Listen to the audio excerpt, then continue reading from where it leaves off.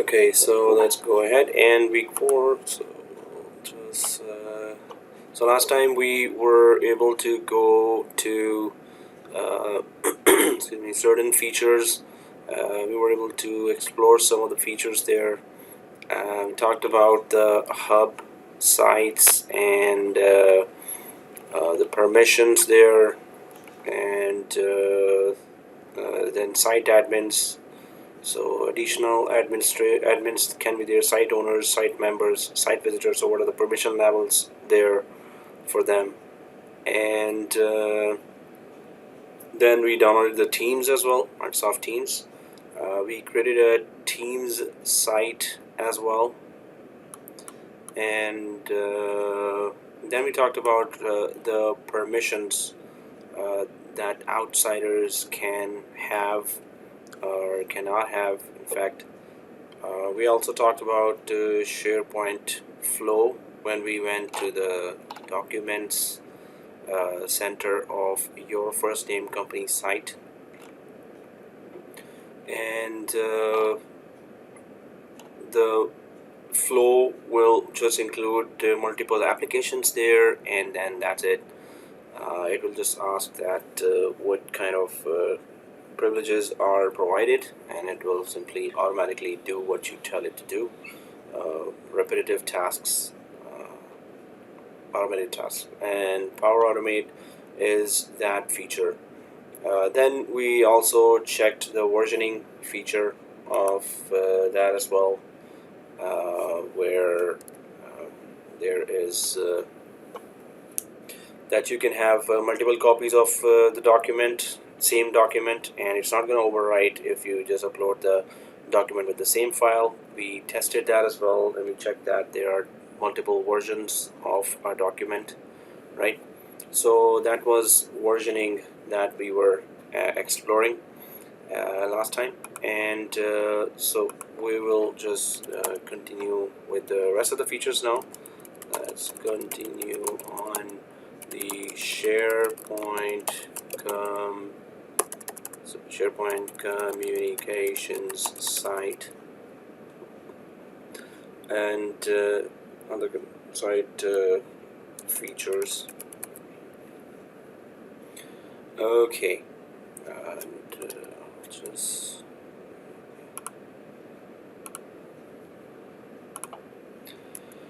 okay. So if we go back to, so I'm gonna go to the, where's it? Yeah. So I'm on the SharePoint Admin Center. Then I'll go to the sites here, and in the sites there's active sites, and there are two types of active sites that you can create. There's a communication site and there's a Teams site. Teams site, when you create, you have to have Microsoft Teams also. You can just use the Microsoft Teams software, and a team gets created, and we're going to explore later what is Teams and how to use it. Pretty much in every office now they're using Microsoft Teams, and it's a pretty powerful, secure collaboration tool between employees to do anything, to just quickly communicate with each other with all kinds of project related tools and services. So so we're going to go for the site that we created already, which is Your First Name Company site. That is here, so I'm just going to click that, Your First Name Company site. Oops, it's asking help us protect your account. I think it's 1 day is past now. I click next. Really? Okay, it's implementing or forcing security there, which is good. So it's asking me to go through this multi-factor authentication that I have to implement. Maybe you're not seeing on your side when you're going to when you're opening your communications site within SharePoint. I'm seeing it too. Okay, then you can follow what I'm doing, and whoever else is seeing that, well, or whenever you get that, suppose you're not getting, some of us may not be getting now, but whenever you get that, so you can just follow on this video what's going on. So First step is Microsoft Authenticator, and on your phone install the Microsoft Authenticator app, and after you install the Microsoft Authenticator app on your device, choose next. I want to use a different Authenticator app. So there's another option, but the main thing here is that you have to use your phone, and you need to install an app called Microsoft Authenticator. If this message is not coming to you yet, still better go for Microsoft Authenticator app, at least download that. And when you see this, just follow this video. I will definitely upload it on YouTube. So I'm going to my phone. I'll just do a commentary now.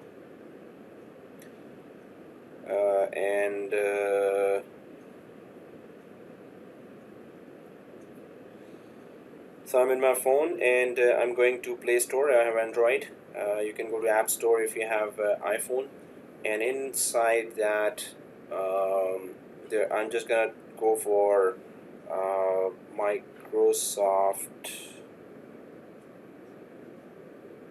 I'm typing in the App Store, or whichever you have, iPhone or Android, Microsoft Authentication. I'm just typing in there. It says Microsoft Authenticator, so I'll click that, and I'll just put a picture of that with my phone. Yeah, I'm taking that picture and putting on WhatsApp now.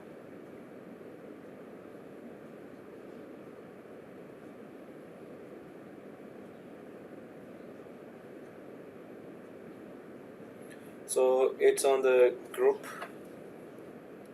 that this is the app that you can download, Microsoft Authenticator, and in my case actually it's saying open instead of install because I already have it.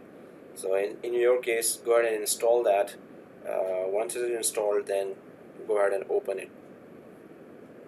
Once I click open, so then now the main thing here is that it's not gonna let me take picture, can't take a screenshot due to the security features. So I can't take a screenshot of my Authenticator app when it is opened, and if I could just so normally I have to just add account then. How to get where?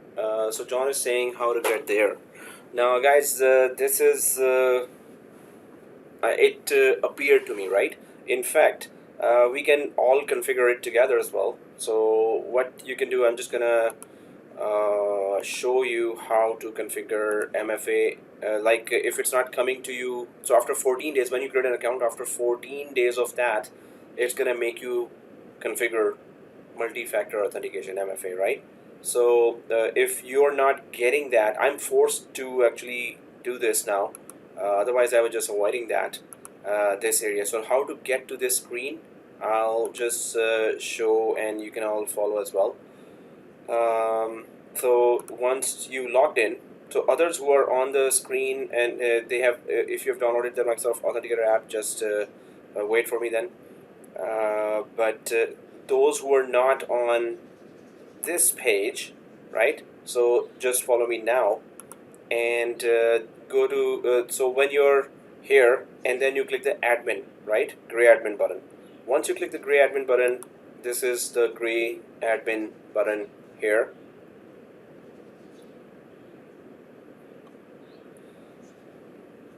So once you're here, then you need to go to users. So this is I was going to go to SharePoint, but this lab is how to configure MFA, right? So we're doing that. And once you're in the users, then go to active users, right? Active users. So hopefully everyone's following. And then there's a multi-factor authentication option here already. So let's click that multi-factor authentication. This means that whichever account you're logged into, you can just go ahead and go for the multi-factor authentication option there. So when I open that, it's just showing me this: Microsoft has enabled security defaults to keep your account secure. Okay, so if I take you there, it's still saying that I better first configure it for myself. No one else is getting this other than Kingsley. Anyone else is getting this? I can see the multi-factor. Gideon says, okay, I think that's for some of us it's something that's too complicated. You don't see that, yes, I understand, but it's also something that it communicates with the cell phone as well. So Gideon, are you in the users, and did you click the active users? Okay, I'm getting it. Jericho says, Eric says, Hamid, the scan QR code. Yeah. And Jacob, I'm getting it. Brady, I don't. Oh, so you don't get it. You're not getting it. Okay, so Gideon, if you're on the active users, you don't see this. Hopefully you're listening to what I'm saying, and maybe you can communicate back. Yes, no, maybe. But if you're not here, then this is the admin center, right? This is Microsoft Home. This is the admin center, right? And in the admin center, you need to go to users, expand that, and then active users. Not yet. Okay. Why not? Multi-factor authentication is supposed to be here, but that's very simple. Oh, Gideon, do you see this 3 dots? So click that 3 dots, and it could be here. Multi-factor authentication could be hidden here in the 3 dots, right? All right. So so now everyone, let's just click the multi-factor, because if you don't see that now, maybe before the next class you will face it. So why don't we just configure it now, everyone? So once you click that multi-factor authentication, and what I'm facing again is that it's just taking me here. Now guys, I have to divide those who are getting this right away, and those who are not getting it. Those who are not getting it right away now, you don't have to follow me. If you see this screen right away right now, then those who are seeing this, please follow me now, right? Others who don't see that, and after clicking the multi-factor authentication, even then after that they don't see that, you can stay and wait for me while the rest of us can actually finish it, because I can't go ahead right now, right, if I don't configure it. So let me, I'm not seeing that. Okay, yeah, Gideon, you have to wait now, and let me finish this because I can't go ahead if I don't configure it. So those who see that, please follow me. Those who don't, please wait for us, right?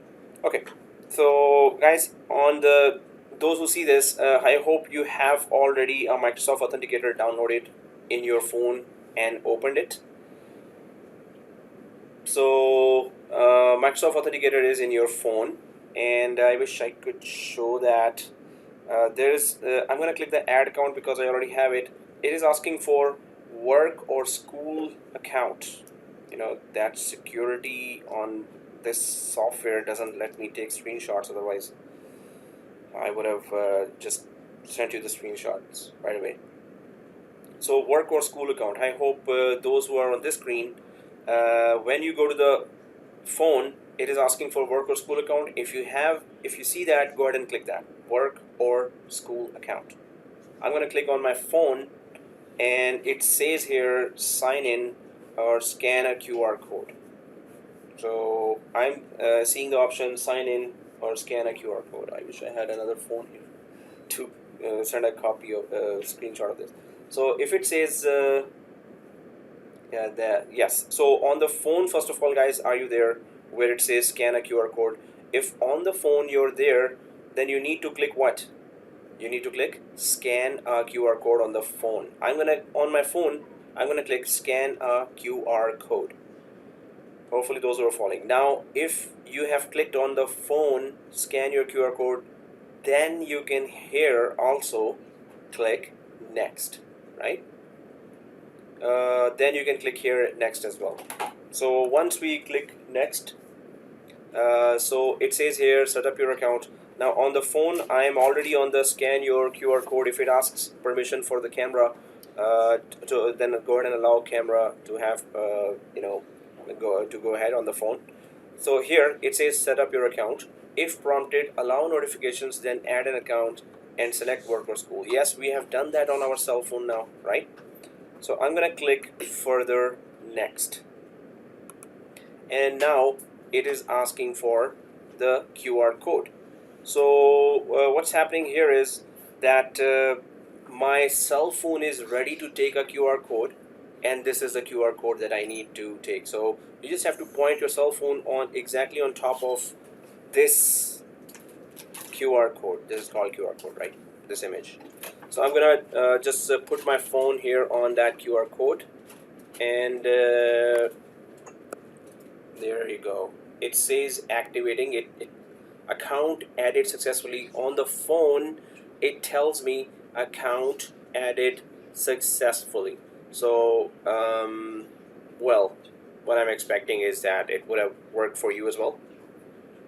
It shows me GB, and then the admin at GB Amir 14jan2021.onmicrosoft.com. The full account is showing in my cell phone inside this Authenticator app. Is it showing for you as well? Yes. Okay, thank you for that reply. And I'm gonna. It's all about just scanning a QR code, right, from your phone on this page. So if you're good and you were successfully able to scan a QR code, then we can click next.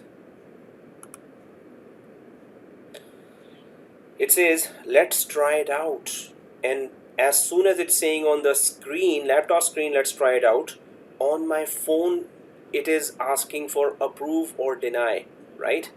Here on the computer it is asking let's try it out, and it says approve the notification we are sending to your app, and I can see on my phone there's a approve or deny. So I'm just gonna click approve. Uh-oh. Seriously, I was explaining that, so it says approved. But here it says resend notification. I'm gonna just resend notification because I was explaining, I wasted my time, so I think the approve will come again on my cell phone. Yeah, I was late. I was late, and it said, "Oh, that's too much time. I'm not gonna let you approve now." You know what? Now even the approve is not coming. Seriously, the application didn't like it. So what happened is on my cell phone I click approve late, and on the cell phone I got the message approved, while on computer it says no, you're late. So now it is kind of confused. Approve the notification we are sending to your app. Now I don't see any notification here. I'll close this app quickly and just open it again, so I could get the approve button here again, or approve message here again, right? Where's the approve message? Oh, where's the app actually? Authenticator. There it is. And please send me approve. Really? Why did I do this? Why was I late? Okay, I'll click back here, and I'll click next now.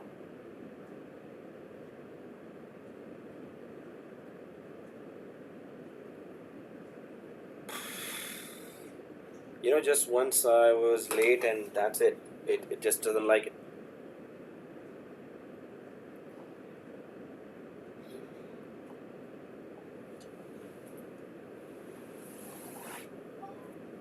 Oh man. Okay, so I think on the cell phone I just need to remove my account. And just need to scan again, yeah. So it's just really, I'll just delete it, remove account. Oh, there's a remove account, and I think, oh, gone. Good.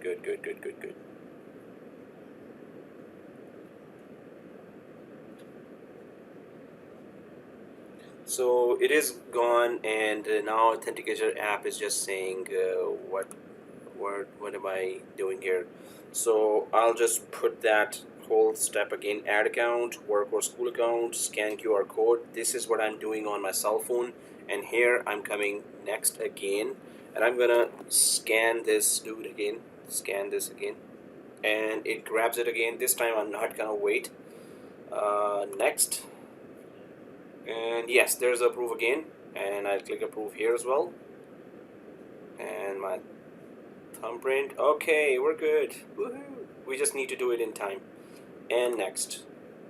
Now it says, do you want to receive a call? First of all, it's asking that are you in which country are you in? So I'll go for Canada, and it is asking for a number. So I'll just put my number here: 647-554-9446. And do you want to be called or you want to be texted? I'll just go for text me code. Next. So it's entering a code. 882637. Oh, Kim, Kingsley, you missed it. Okay, really. So, No, sir, I didn't miss it. I did it already. I was just telling you to start over to be able to do it. Okay. Thank you. All right. So yeah, I'm actually done now. So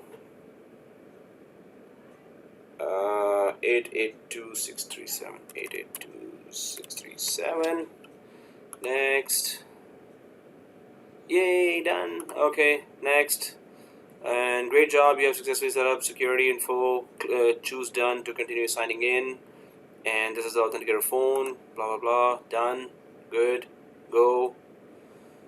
Okay, I think it's gonna kick me out. Oh, no, it's just showing that which user is enabled. Anyway, it's the I clicked that multi-factor authentication, so now it is taking me to that screen. So I'm left out. Okay, who else is not done with multi-factor? So Gideon, when you click the multi-factor, you should be on this screen then, right? Gideon, are you on this screen? Oh yeah, you're on this screen, good. Anyone else who did not do that? Okay, everyone else did that. Or okay, those who did not do that, now you can follow me. Here, multi-factor authentication.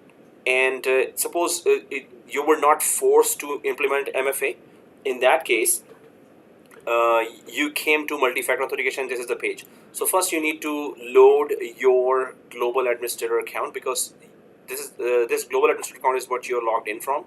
So in sign in allowed users, you will just go to global administrators, right? I'll click that. And hopefully you have also, those who are now following, and in global administrator account, so don't go for the global administrator account that we created before. Just go for the admin, the first one with which you just logged in, right? So select that. Now in my case it is enabled, but in your case it is not enabled, right? Those who are following now. So if it is not enabled, then in fact it's saying enabled. It should say disabled for me. So the news hasn't reached this console. So I'm going to click that enable here, right? So Gideon, if you're clicking enabled, then there is that MFA setup that it is asking. So you need to click that MFA setup, this one. So once you click that, it's going to go through, it's supposed to go through, for me it is set up already, and for you it's supposed to start that wizard again, and what I showed. But this is how you can launch the wizard, right? So next what you need to do is well, now I cannot show that, but it's recording the video, so you can follow the rest of the video to follow the rest of the stuff, right? if you were not able to do that, then install Teamviewer, and at the end of the class I can help you out with that, because you're still not forced to implement MFA, and I had to do it, so I have already implemented it, so I cannot do it now. So Gideon, if you know the rest of the steps, you can go ahead. Otherwise, then when throughout the week, whenever you're free, let me know.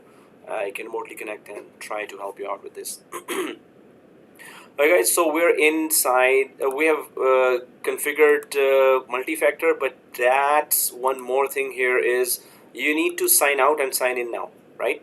And best thing to do is close all the browsers, all the tabs, close all the tabs, close, and I've reached just one tab, with which this is my first page that I logged in from. You need to check your MFA if it is working, otherwise it's not gonna let you go in the next time, right? So you need to check it now, or you will be like thinking, oh, what is this? So why don't we just check it out? So just close all the other tabs where you were logged into the same account and keep it to one tab, then go to the top right and sign out. So sign out, sign in basically. But now when you sign in and when you put username, password, it's not going to let you go in. You have to go to your cell phone and then do the next step of the second factor of authentication as well. So I'm just going to sign out now. Go ahead and sign out and sign in again.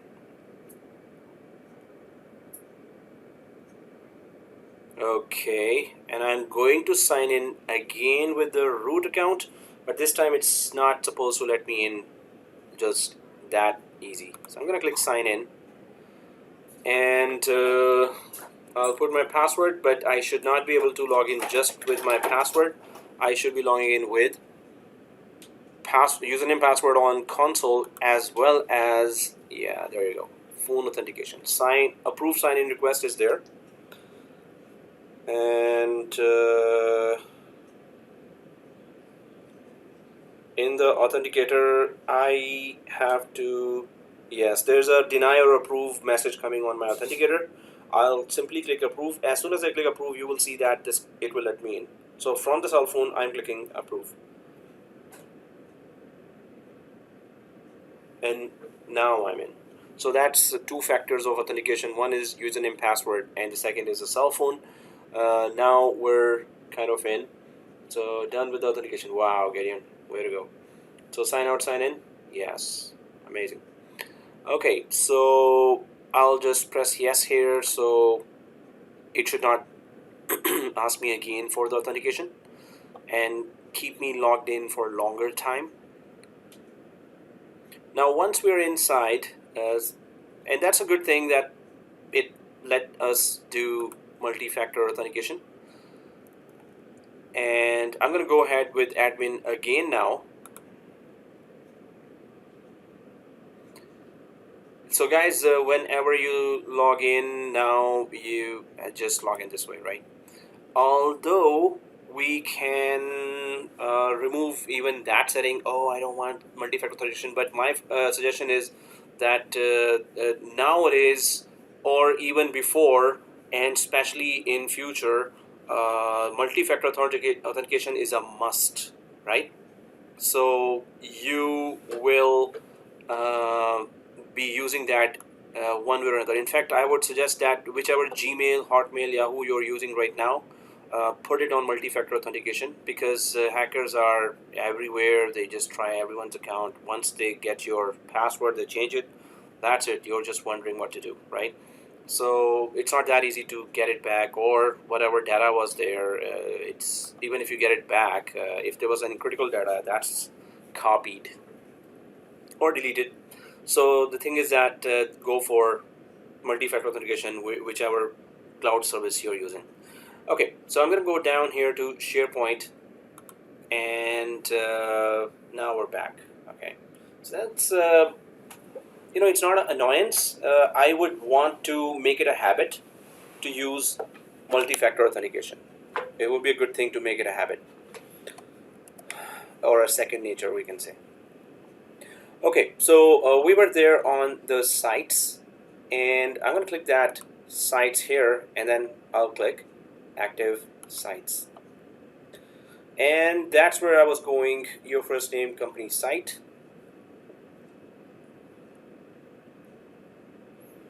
So I'm going to click that your first name, company site. We talked about all these options in the previous class. So we're going to go for URL of this site. I'm going to click that.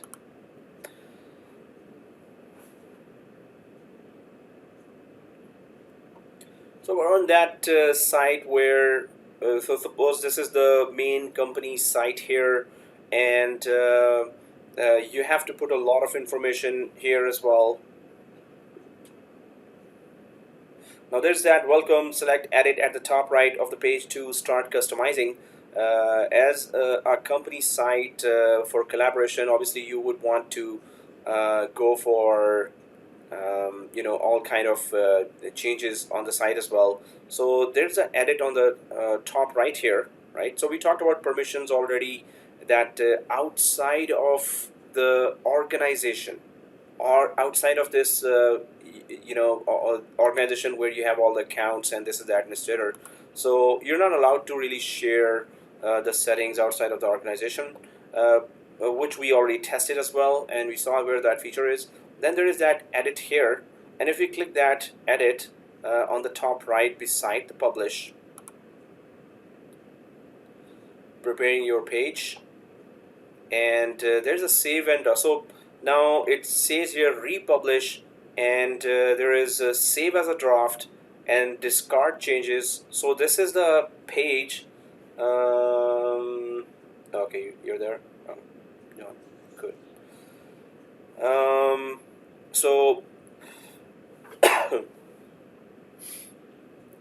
yeah, as I was saying that this is a page what you can now you can just do the editing on the whole site, right? And that would be a good idea to just know how to do that. You can just click that and then if I click that first main picture here, and I clicked on that main picture here, right?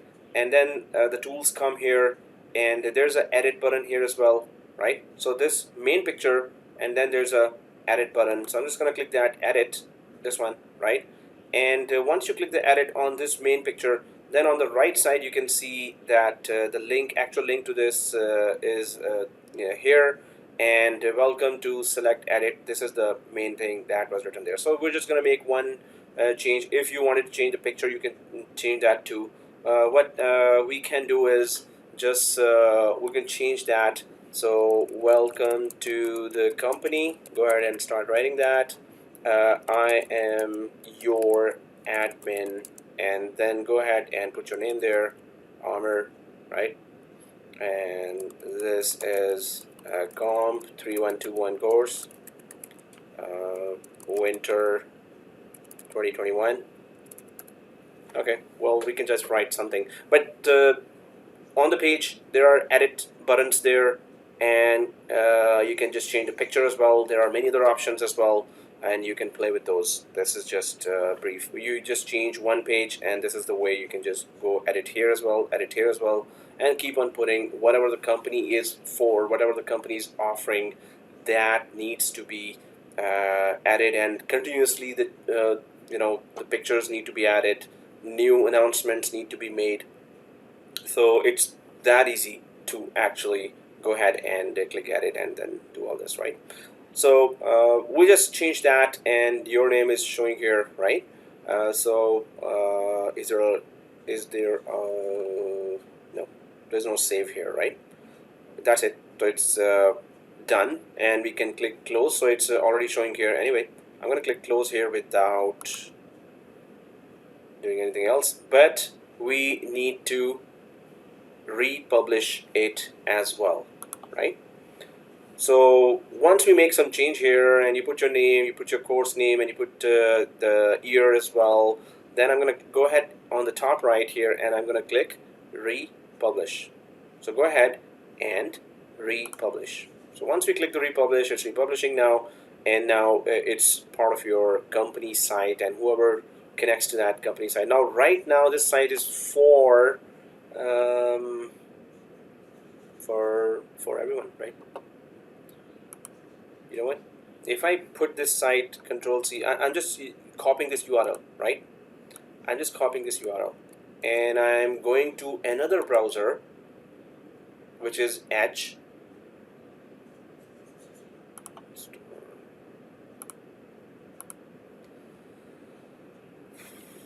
Control V, enter.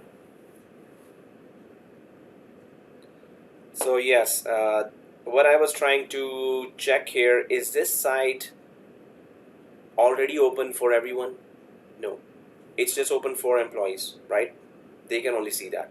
So hence they call it intranet.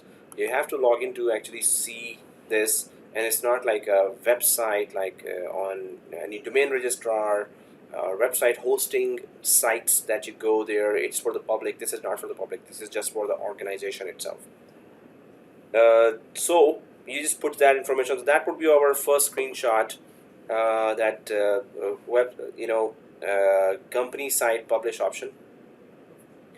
So let's take our first screenshot here, where this is showing, and company site publish option is the title.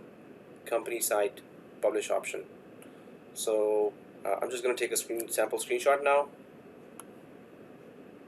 of this, and let's take a screenshot number 1 here. Company site public options, screenshot 1, company site publish option, and take the screenshot here as well. COMP3121, screenshot 1, company site publish option. Okay, so that's our screenshot 1, and if you have taken that, let's go ahead, and obviously your name should be there, not mine. It's your site. Okay, so that's pretty simple. You click at it and then edit anything up there, edit anything down Excuse there. me, sir. Yeah. Please, where did you edit it? I missed it. Where did I do this? In the edit. You click that edit, and just simply change this text. When you click on top of this picture, then you see this pencil sign. So I thought you were following me. So okay, guys, we're all supposed to do this. So this is not just taking my screenshot. Okay, so just click the pencil sign here, and then just once you go to the pencil sign, then change the wording here, which you see here, right? And please do follow me. Okay, so here I'll just close this, and this is the wording here. Your name should be there. Alright, so that screenshot is actually on WhatsApp. It's also on OneNote. Hopefully you're logged into both. And let's go ahead. And once you're done, you need to republish here on the top right. Once you're done changing that text, republish. So then it comes here, and then we took the screenshot. Okay, so now what we need to do here, we have already gone through the documents. I'm just going to click that documents page here, and we have gone through, we've added some documents, and then we have gone through these. When we click the 3 dots, then we went through the features here as well. Also, we have checked what is automate, or we call it flow as well, but there is a power family of applications there. So Power Assistant, Virtual Assistant, and Power Automate, and Power Business Intelligence, and one more. So well, this is all the options that we already talked about, and you can share any of this there as well. There's move to, there's copy to, but that's just very straightforward options. Version history, we tested that too. Now on the documents page, that's pretty much it. What we discussed in last class. Then let's go to pages. Let's everyone go to pages here, and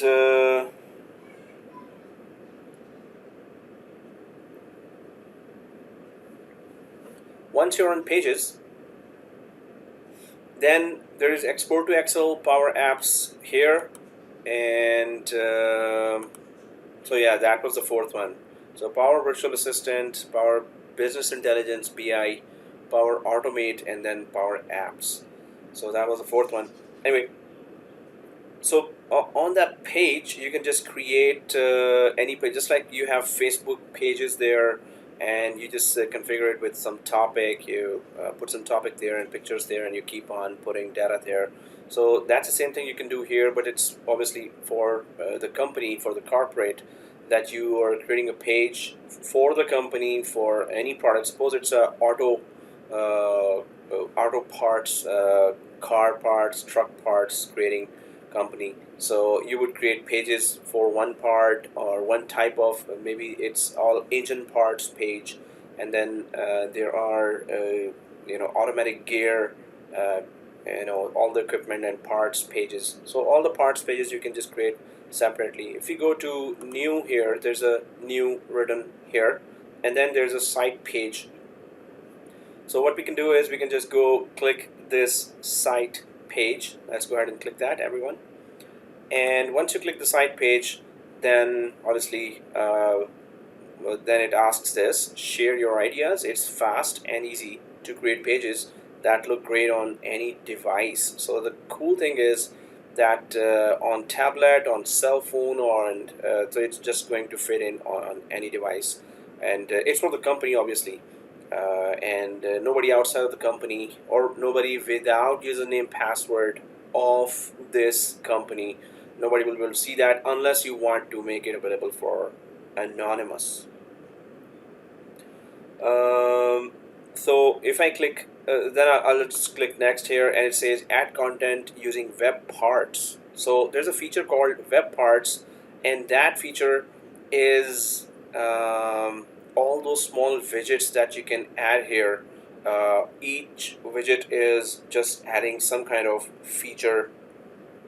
Suppose you want to add a calendar, so a calendar web part, so you can add, or you can add anything else. So web parts are the building blocks of your page. You focus on creating great content, and will save it as you go. So it is just easy to choose. You want to put a calendar on the page, you want to put a YouTube link on the page, or any other maybe Instagram link on the page as well, and maybe Twitter link on the page. So whatever you want to put there, that is called web part. I'm going to click next here and publish with one click. So yeah, you just click the publish button on the top right here, which is this one, and you will be able to do that. I'm just going to click let's get started, right? Okay, on this page, you could just go for your first name there, your first name, company page, company product page, we can say, your first name, company, product page.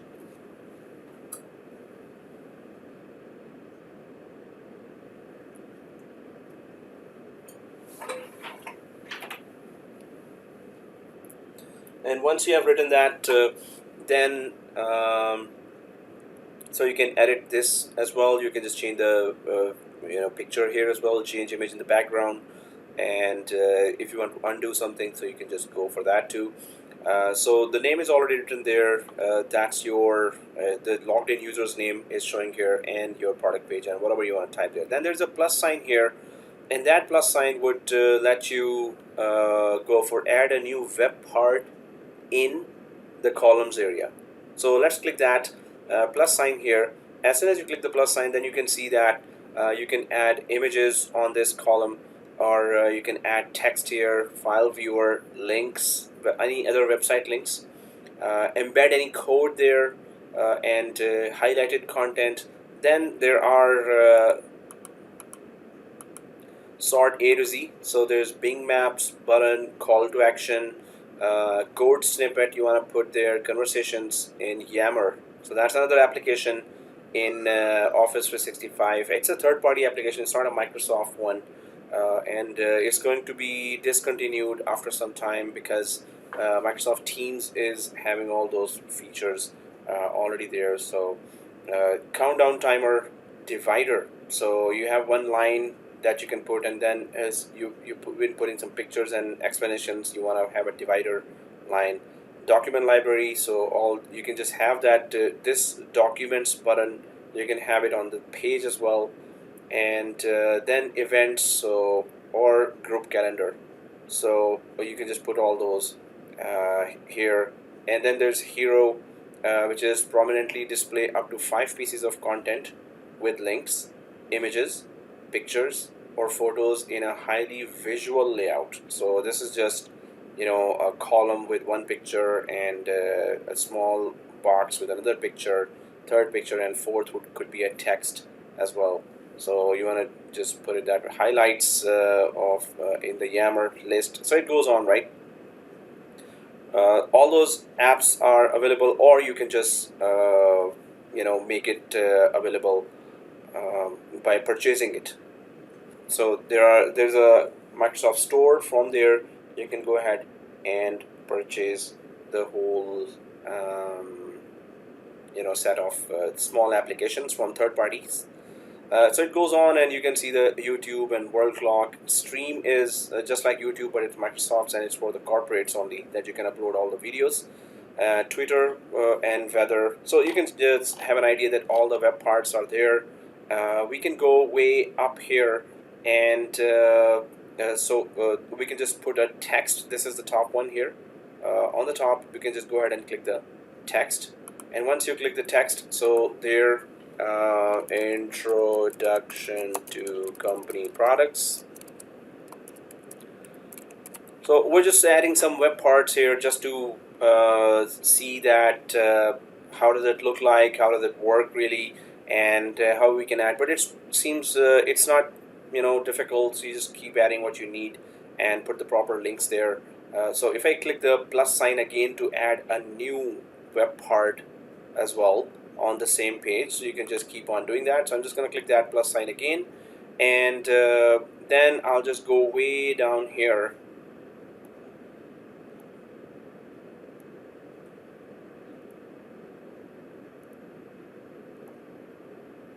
So Power Apps, Power BI, and Power Automate would be there as well. So I'm just going down, way down here to, you know, that there was a clock here and YouTube. So I think clock was up, but anyway, I'll just click the YouTube. Just let's get it done. But it's pretty straightforward. And it says YouTube, and there's a video that you need to add. So you can just add whatever your favorite one, or if there's a George Brown video there, I'll just go there for YouTube George Brown. So, college. So there has to be some videos there, right? GBC students and oh, where am I? St. George. It's not it. Anyway, George Brown College and oh man, where am I doing? Videos. Welcome George Brown College. Okay, that's it. So there's a welcome video here, and I'll just click that, copy that whole URL from there. I'll pause this, and I'll go back. So I just grabbed one URL. I'll just put that URL in the chat as well if it's difficult for you to grab. Just grab this one and go back to the SharePoint page where we were having a link there. So HTTPS. So we can just actually it's not showing there, so we can just click the add video. We can click here the button add video. Add a video from YouTube by pasting its link or its embed code below. Yeah. Oh, okay. How about why it's not really? Yeah. I just control V here. There's no right click. I just control V. So control C and control V on this page, on this box. Just click on it and Control V. So it pasted, and now you got the link here as well. Hopefully it worked for everyone. Okay, if this worked, then we're gonna just add clock as well, and then we can take a screenshot of the page. But it's again, yeah, it's just pretty straightforward. Text and widget, a YouTube widget, and then we can just there's a plus sign showing on the top, right? I'm gonna click that plus sign again, and we can just go for that countdown timer.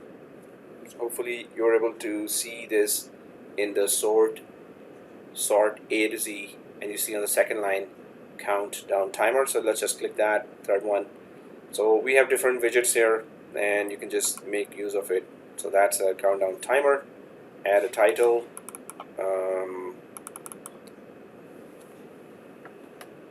Title could be well, admission deadline reaching, right? And you can just put the time here as well, or set the time. You can date and time, right? So it's there. So well, this is pretty. We've gone for 3 web parts, but you get the idea what is web part. And first thing is we put the text there, text web part. Then the other one is the countdown timer web part, and the third one is YouTube web part, and you just put a link there. So whoever visits here will see all this, right? So but for the company, for the corporates, obviously you will put for the employees any kind of information on this page that they really want right now. So that would be the information here available. So what we can do next is either we can save as a draft and keep on working on it, or this is the final one, so we can click the publish button here. So let's go ahead and click the publish button. So pretty, that's a page, and you can add page to the navigation, which is on the top area here, or post as news on the site. So the news link down on the first page, it will appear there, or email to certain people, or save as page template. So any one of those you can want to do just to spread that, we can do that. If we click that add page to navigation, right? So I'm going to click that add page to navigation. You can see right away that there was pages here, but now this page is also in the navigation of the company site. So everyone will be able to see this page as well. Okay, so once this is added, I'm just going to close this area. So this page was created with web parts and some text, and it was published, and its navigation, maybe it's so important that its navigation has been added here as well. So if you see this page, you see the page here, you see the countdown timer, or the YouTube, or the whatever widget web part you see there. So let's take the screenshot number 2, creating a page, creating a SharePoint page. So let's take a screenshot number 2, creating a SharePoint page.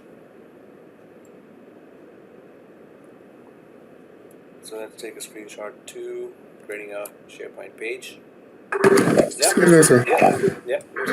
I don't see the company product page on top of the site. Did I do something wrong? So do you see the page in front of you? Click the edit,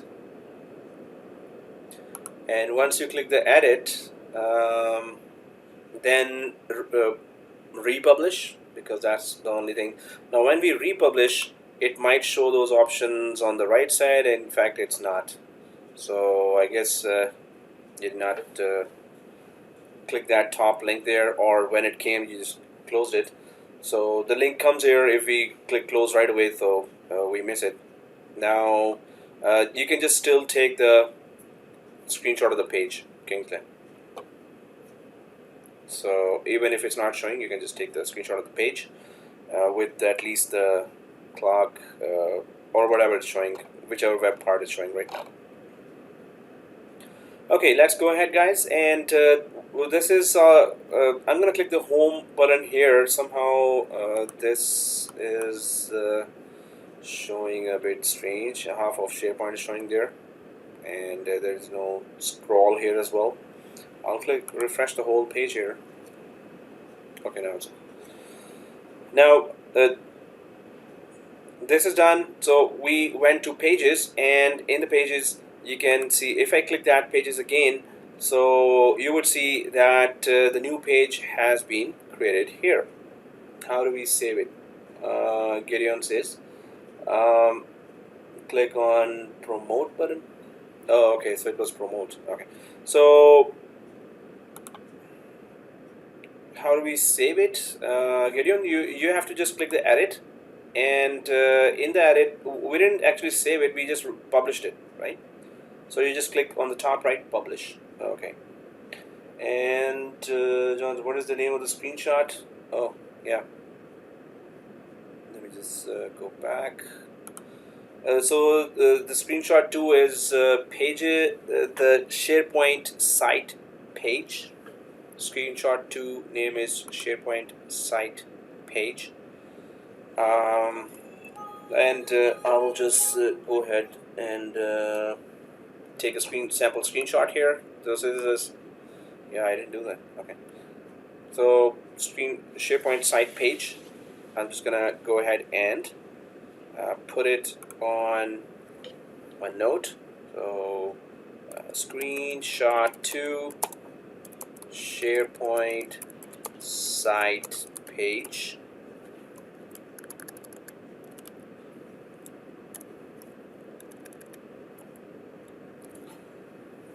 And I'll just go there, COMP3121 SharePoint site page. Okay, so we got 2 screenshots here, and let's get back to right. So the page is done, and let's go for. I'm gonna still go to the pages link again. I'm gonna click that pages link again, right? And here, so site pages was one thing that you could put on the pages link here. Then in the new that was site page we just created here, and then there is link here as well. So under the site page, under the new and then site page, there's a link. So let's click that link now. Once we click on the link, it's supposed to be just exactly what it says, that you want to put some link here. So there are pages with a lot of information, but you want to put some link of some type. So I'll keep this page open. I'll go to another tab, and I'll grab George Brown, any of the website's link, and put it here, right? So I'll keep this page open. I'll go to the tab, and whatever I link to, you can just choose any link, or go for college. If I just type that and go for the first page here, and that's it. So okay, I'll just grab this link and put it there. So it's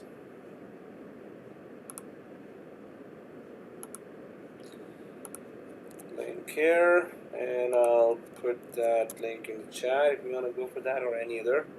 And file name is this, so .url, link to this, and file name is, I'll just change that to what was that for? .url. It's just actually giving that link as well. So you know what, Control Z, I'll just keep it like that, and then I'll come back here and change the name. Oh yeah, it's the, sorry, what happened? Really, I was about to just change it, but it went away. So link again, create, Control V, and I'll change that name to George Brown College site. Dash1 college site, and I'll try to not give a space here because it seems like it's saying .url here, and I'm just going to click create now. Oh, it was that it was showing. So you can have a long list of links here as well that you can give, and you can create long list of pages here. So the company website, whichever employees are there, suppose there's a page there showing that new employees form. So you're a new hire, and you just are told that, hey, go to the company site and please go to the pages area, and there's a page there, and that has all the information for the new hiree onboarding, right? So you can just put a lot of information there as well. Now this pages has just site page and link, that's it. Then there is export to Excel. So all the files, maybe you have hundreds of pages in a large company with a lot of useful information, so you can go for export to Excel as well. And other than that, there is that. I'll click that export to Excel as well. I'm going to click that export to Excel, and so it's a Microsoft web query file star.iqy. So Microsoft Excel web query file. I'll go for documents and save it in my laptop. Just I chose on the left side documents and saved it. So query.iqy opened here, and when I click that downloaded query.iqy, so it tries to open in my downloaded installed Excel, and Microsoft Office has identified a potential security concern. It thinks it's some kind of hacker file. Well, we know that we just downloaded it, so it's safe. Now I'll click. So it says here, data connections have been blocked. If you choose to enable data connections, your company may no longer be secure. Do not enable this content unless you trust the source of this file. So yes, we know that we just downloaded this file, so we can trust it. So I'll click enable. So it's opening, and that's where it's written query. Then it still asks for approval, which is a good thing. So first we downloaded that export to Excel on our documents folder in laptop, and second thing, it's asking that, oh, you want to open this file, so why don't you approve? On my cell phone, I'm going to the Authenticator app, and there, yes, I can see approve or deny, approve, sign in, approve or deny. So I'm just going to click approve now. As soon as I click that, then it asks for my thumbprint again on the cell phone, and now it's showing here. So that's pretty secure way to download the company critical information. And then, well, these are the three items we placed there on the site pages, and those are the three items that are showing here as well, right? So it's in the Excel file, and suppose there were hundreds of items there that you've added there, so hundreds of pages there or URLs you've added there. So this you could have just downloaded it like this easily. At what time, who changed what, and who modified at what time. Okay, so and these are actually URLs, so if you click that, it will just directly open to the same page. And obviously you should have login permission to see this. So anyone who does not have a username password would not be able to do that. Mine didn't ask for authentication, John says. Oh, really? John, do you have MFA enabled? Did you sign in from MFA successfully before when we were testing MFA? Oh, okay. That's strange that it just opened, right? So it did ask before. Okay, so yeah, before would be, oh man, so before would be okay. At whatever time it asks, at least it should ask once. It asked me this way here.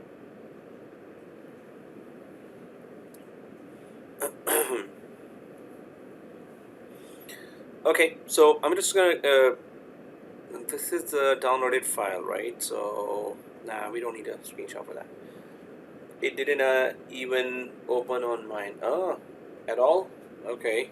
Well, it could have given an error of some type, Yusuf. So depends on the error. Why not? Oh, it didn't open for Keith as well. Guys, you can just try again. Go back to this. Click the export to Excel. I'm just clicking again now. Export to Excel. It asks for query1.iqy. Are you only using incognito? Oh yeah, that's Yusuf. Are you using incognito? That's a good question. Keith, are you? That's a good question. Could be. Oh, okay. So you're using the normal browser. Incognito is that it's kind of outsider. It's like there are no cookies or no auditing there. So maybe it's asking again and again for me because of this. And on normal browser, it grabs the authentication information from your logged in credentials. Inside incognito, it may not be able to connect to that. So it's asking again for me. So Keith says incognito, yes. Yusuf says it's having temporary server issues. Oh, okay. Well, yeah, then it could be from their side for you only. So you're the lucky one today. But all others are not lucky, which means it's working. Okay, so I just tried it again and saved it, and then I'm opening it again now. And once I confirmed all the authentications once, will it ask me again the whole thing? So I'm just going to click enable again. No, it's not. So second time it's not asking. It's just saying, oh, you want to add it to table? Yeah. So it has all the authentication information already cached.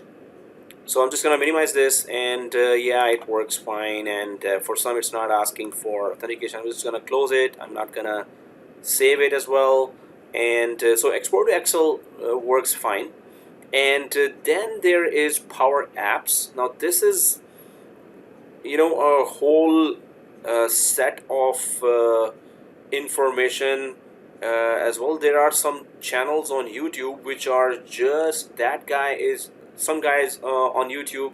They have opened the whole channel with maybe more than 100 videos only on how Power Apps is configured and it works. So it's a big topic, Power Apps itself. But I can give you an idea about that what is it anyway. So your company wants to create an app that should run on your cell phone, and later you want to upload it to Android as well, whatever the procedure they have. Maybe you have to pay something monthly, or you just have to go through the security. And then if any one of you has ever created an app and uploaded it to App Store or Play Store, so you would know that if there are any expenses and to keep it there, to get approved, what is the process there. But anyway, you can create an app with a no code or low code. Low code means some level of coding is required, very less amount of coding is required. Or no code means no code at all. It's just click click click click, drag, and the code in the background just starts working itself. So what is Power Apps and why it is here actually? Okay, so it creates apps on cell phone, and what is it doing here? So you can suppose there's a lot of data coming your way. There's a lot of auto parts data, suppose, is being put inside the SharePoint. So it's kind of collecting data, right? The SharePoint is collecting data. So if you create an app in a cell phone that is connected in the background to SharePoint, then whatever data is being put in SharePoint can be shown in that app regularly as well. For banks, for insurance companies, for hospitals, whatever data is coming there to the SharePoint regularly can be updated on the app that you create, right? So if you go for Power Apps here, just to have an idea, and we can click the see all apps first of all. So I click the Power App and then see all apps, and oh man, seriously, yeah, it's because I'm in an incognito, it's not gonna really open nicely. Okay, I think I have to move from here to Firefox. Okay, let me just open it in Firefox, because how are you able to open it in regular? So you're not logged into George Brown MS Office. This means Office 365, because I'm logged in here from George Brown Office 365, so I can't log in from this one. If you're able to log in from regular browser from this, that means you're not logged in from Office 365 or George Brown. I'll just go for not Cloudberry, Firefox. Do you see here? Firefox, really? Oh, yeah, Firefox. So I'll just go there, and hopefully it's not playing incognito, it's the normal Firefox mode. I'm just gonna log in from SharePoint Office 365. Here your account has been logged. Contact your this well, I'm going for this.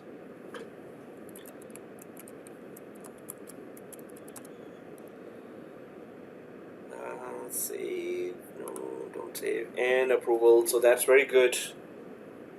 Multi-factor is a must, and make it a habit to use multi-factor always. But one more thing, if your cell phone is gone, then you're stuck.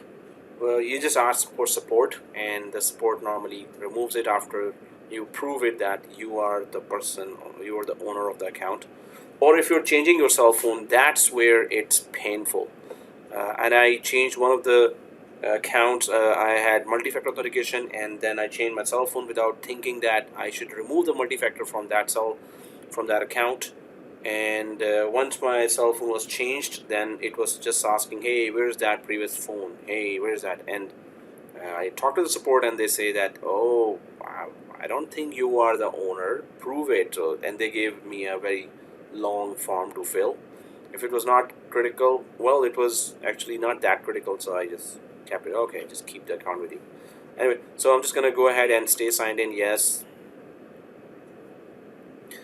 Okay, now I'm back, and Power Apps, if I click that and see all apps, hopefully that opens. Yeah, it's going to this make.powerapps.com. So it's actually an app creating console, and it connects to Microsoft Dynamics as well, which is CRM, Customer Relation Management, CRM, Customer Relation Management, Microsoft Dynamics. So there's the apps here and explore templates. This is where your apps will live. Create an app to get started. So if we go for explore templates, let's go for explore templates here, right?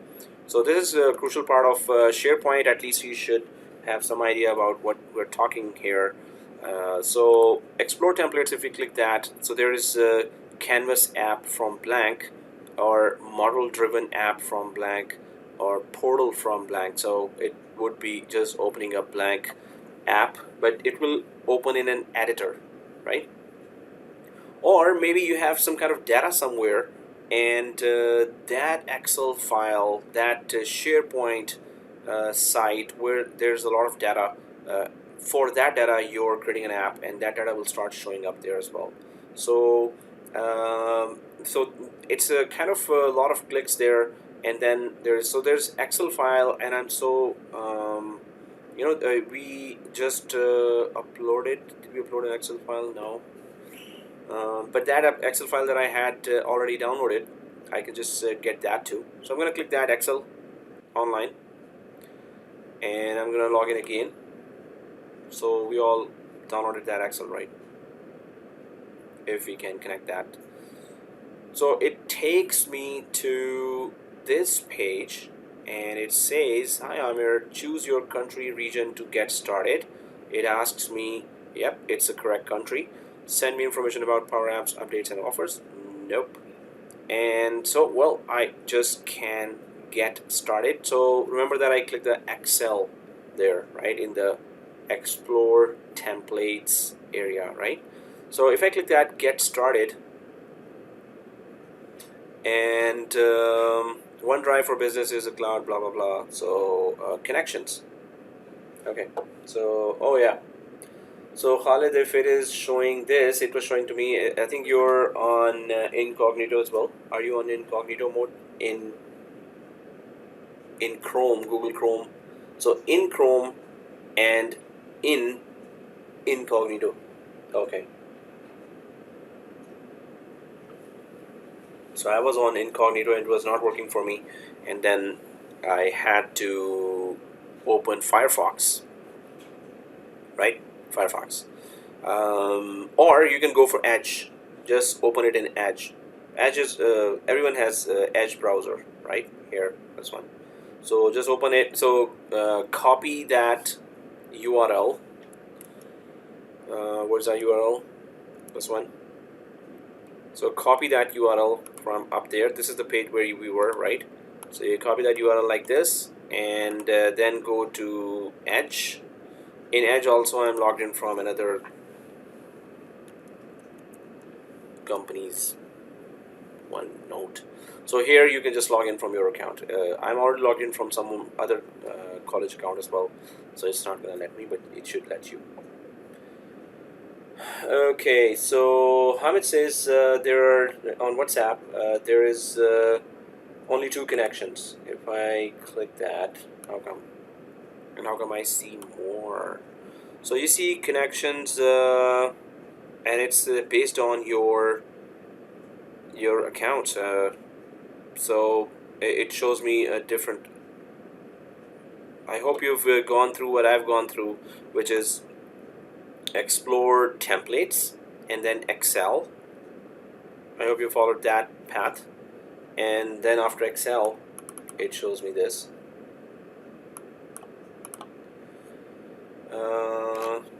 Okay, so I'll just go to this, and okay, you followed.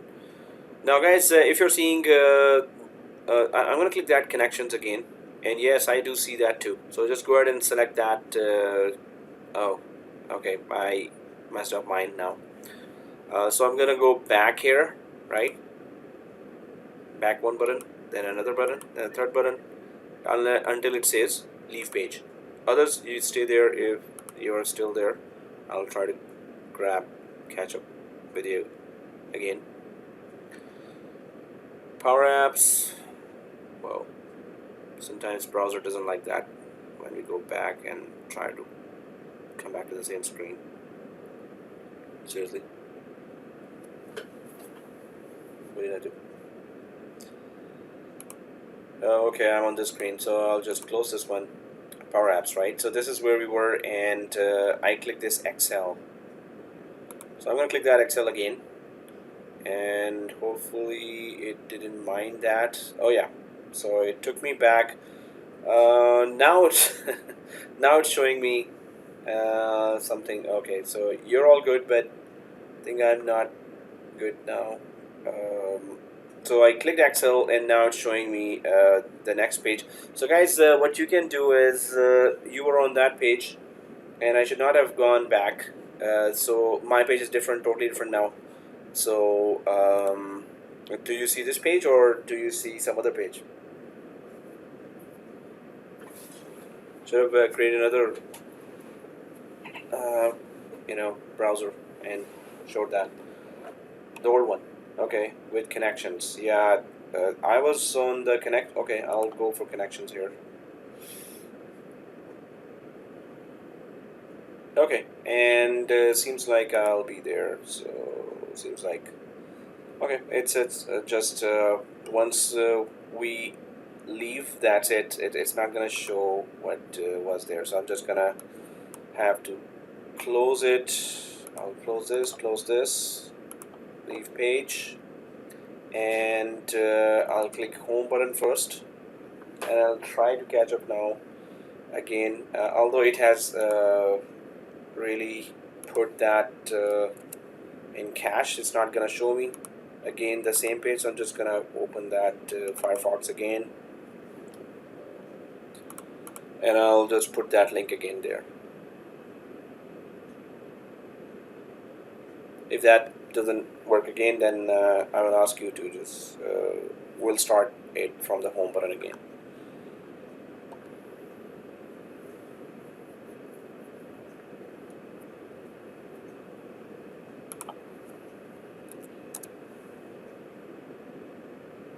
Okay, so logging in again, and yeah, we're good. And then on pages, we went for Excel, then Power Apps. Okay, then we click See All Apps. Okay, I'm kind of back, and then Explore Templates. That's what we went for. Then Excel Online.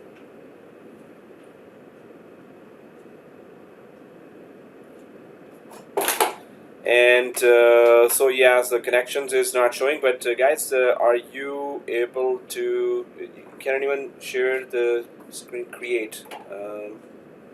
John says create. Is there create here or there? So yeah, I'm unable to go to that page, so anyone can share the page so I could go there. How does the page look like for you? Comment at a SharePoint, OneDrive, SQL. Oh, if I go ahead, okay, there you go. And yeah, it's never gonna show me that same page again. So on our site, no, sorry. New oh, there you go. This is the page you were on, right? New connections. Okay, so finally, and it's just asking that where is that file? If I just keep going down, down, down, down, down. So what is your source of information, right? Do you have any information already that you want to put an offer in app as well? So it shows Amazon Redshift and Apache Impala and Azure File Storage. So now where is that Excel file basically that we can get? So this means that we have to upload the Excel file in a OneDrive, and then we can get it. So it's just asking that, okay, you wanted an Excel file data, where is that Excel file? So if I click the OneDrive, obviously it's not going to be there. So but still, if you're all able to see this OneDrive, let's go ahead and click this OneDrive now, where we do not have Excel files. So connect to OneDrive to manage your files. Okay, so OneDrive, it says create. So I'm going to click the create. What is it doing?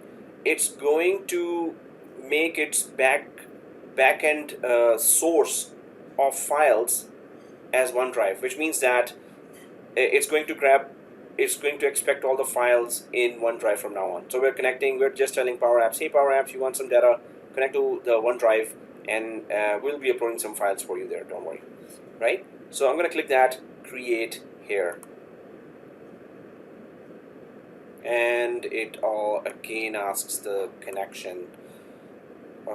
Okay, so I'll just put that whole username and password.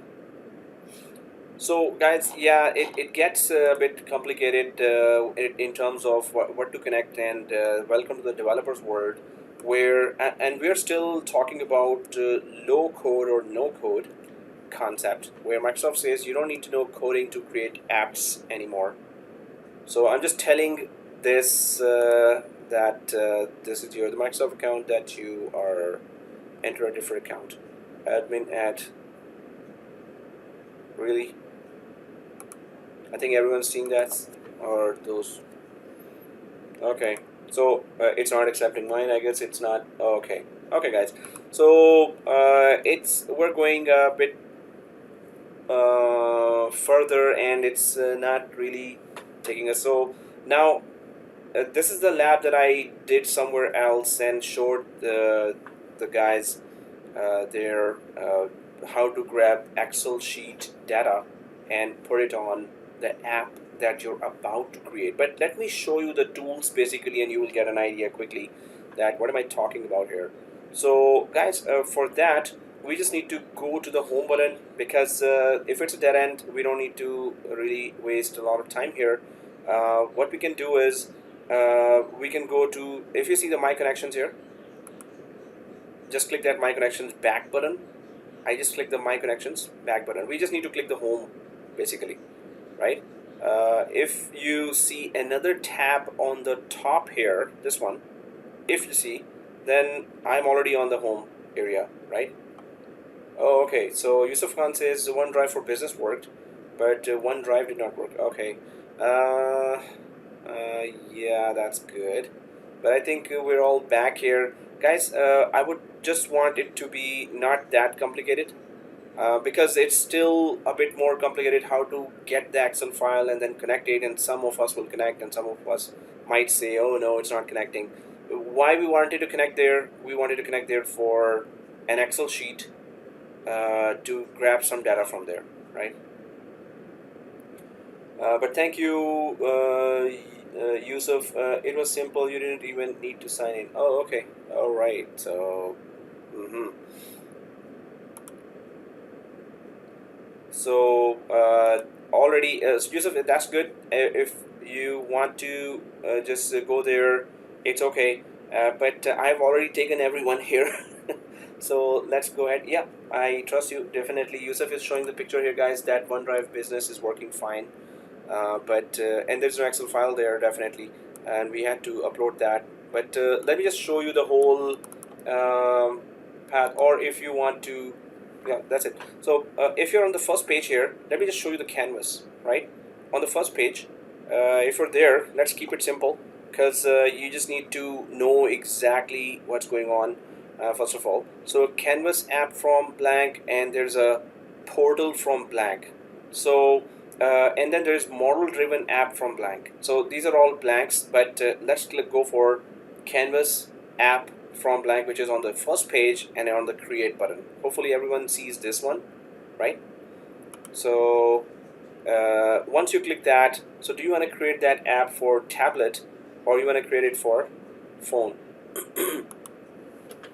And well, okay, phone.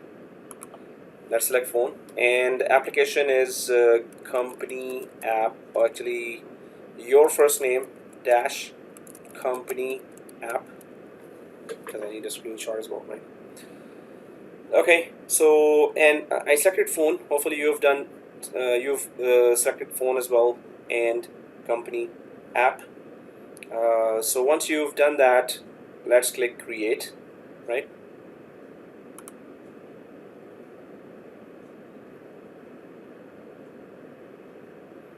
What I'm expecting is that it should open an editor or a studio. It says here on the URL studio. So now the sky is the limit here. Like there's so many tools here and so many ways to create something here. And then obviously when it becomes an app, you can upload it to Sharepoint, or you can actually request it to be uploaded with some licensing information and plus some cost to Android App Store or Apple App Store and Android Play Store. Anyway, what it's asking here is, here are a few ways to start building an app from a blank canvas. Create a form, create a gallery. So how about we click to create a form. Let's click the create a form, right? And then it just starts giving or asking information here, but it's kind of a cell phone page here. So there's a form 1 on the right side written there, right? So if I click that on the right side, there's a pencil sign here, right? Pencil sign, this one. I'm going to click that pencil sign, and you can go for your first name. Just go to the right side or left side by arrow key and just put your form, your name there in the first, your first name form 1, right? And data source, it's still asking, hey, do you have any data source here? And that is if you had made connections to the OneDrive for Business, and then if you had an Excel file inside the OneDrive for Business, then you can connect to that Excel file. In Excel file, if you have like Excuse me, sir. Yeah. Yeah. Sorry, I missed where you just stopped. Sorry, internet problem. Uh-huh. missed where. So which page are you at? Please to skip. This page or? Yeah, I'm past there already. The create form. Uh-huh. So, well, I wish you could share a screenshot, but do you see any pop-up there? Is it something written there?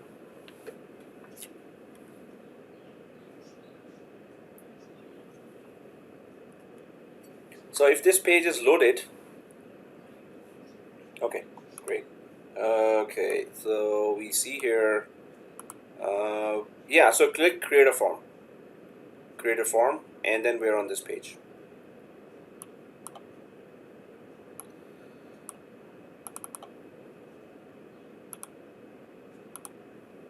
All right, and once you're on this page, so click on this area, or this area is already clicked, and on the right side you can see the form one written, and there's a pencil sign. Go ahead and click this pencil sign, and then just put your name there, right? And under that, once you put your name after clicking the pencil sign here, and then you can go for data source, and this is the data source. Suppose there's a database in the background, SQL database, online SQL database, and that has a lot of information there, and you want whatever information that comes to the database then keeps on coming and keeps on changing here on the app as well. We're not gonna go in depth because that's it's a full art, and when you create an app, there's a lot to it.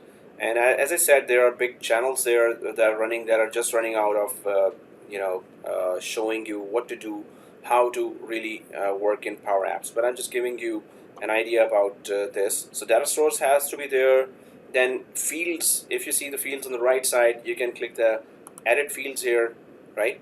Edit fields, and then there are field. This content isn't connected to any data yet, so that's why it's not going to show anything on the if you're on the fields here and edit fields, then you can see there's a three dots here as well, and there's a add a custom card.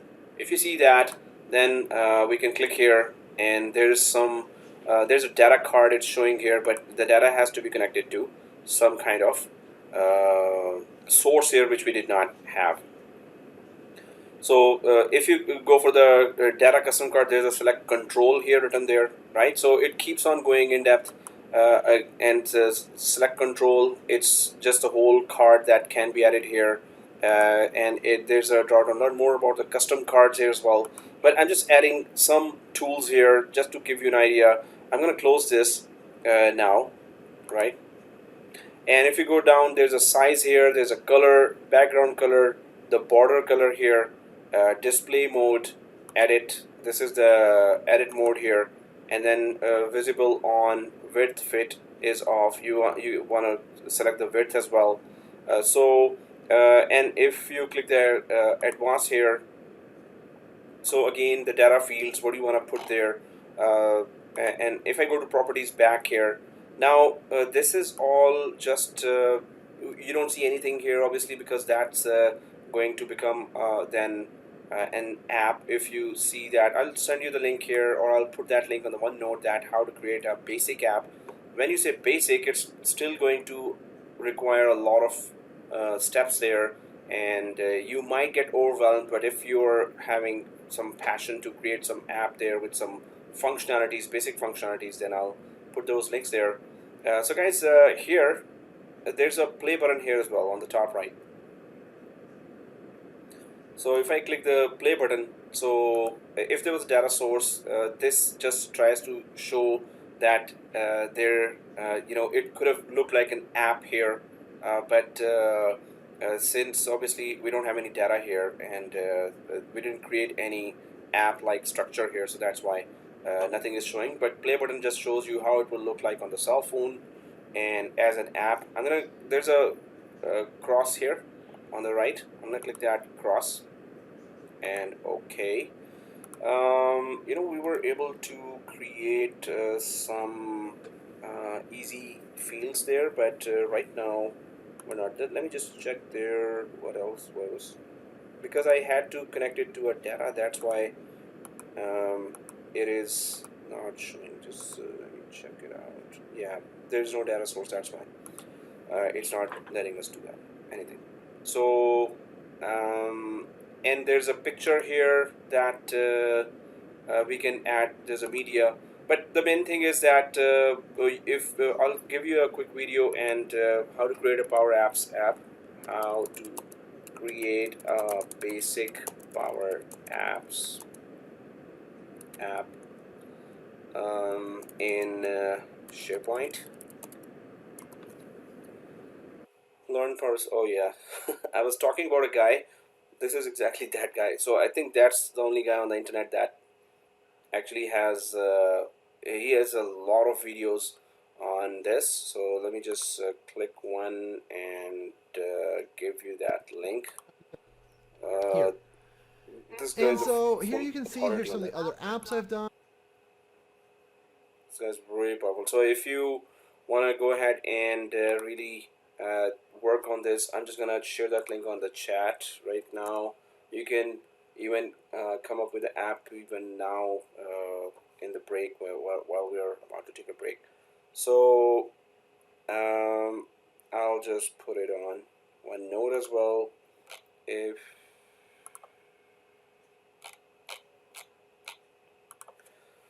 If you want to create an app inside Power Apps, then you and this is the link. I'm so tempted to put some marks on for this, but then if somebody does that and show, that will be very good, and in the final we could consider something. Then this YouTube series is great. Oh, that's actually a Google search. So I thought I put the video link there. So, anyway.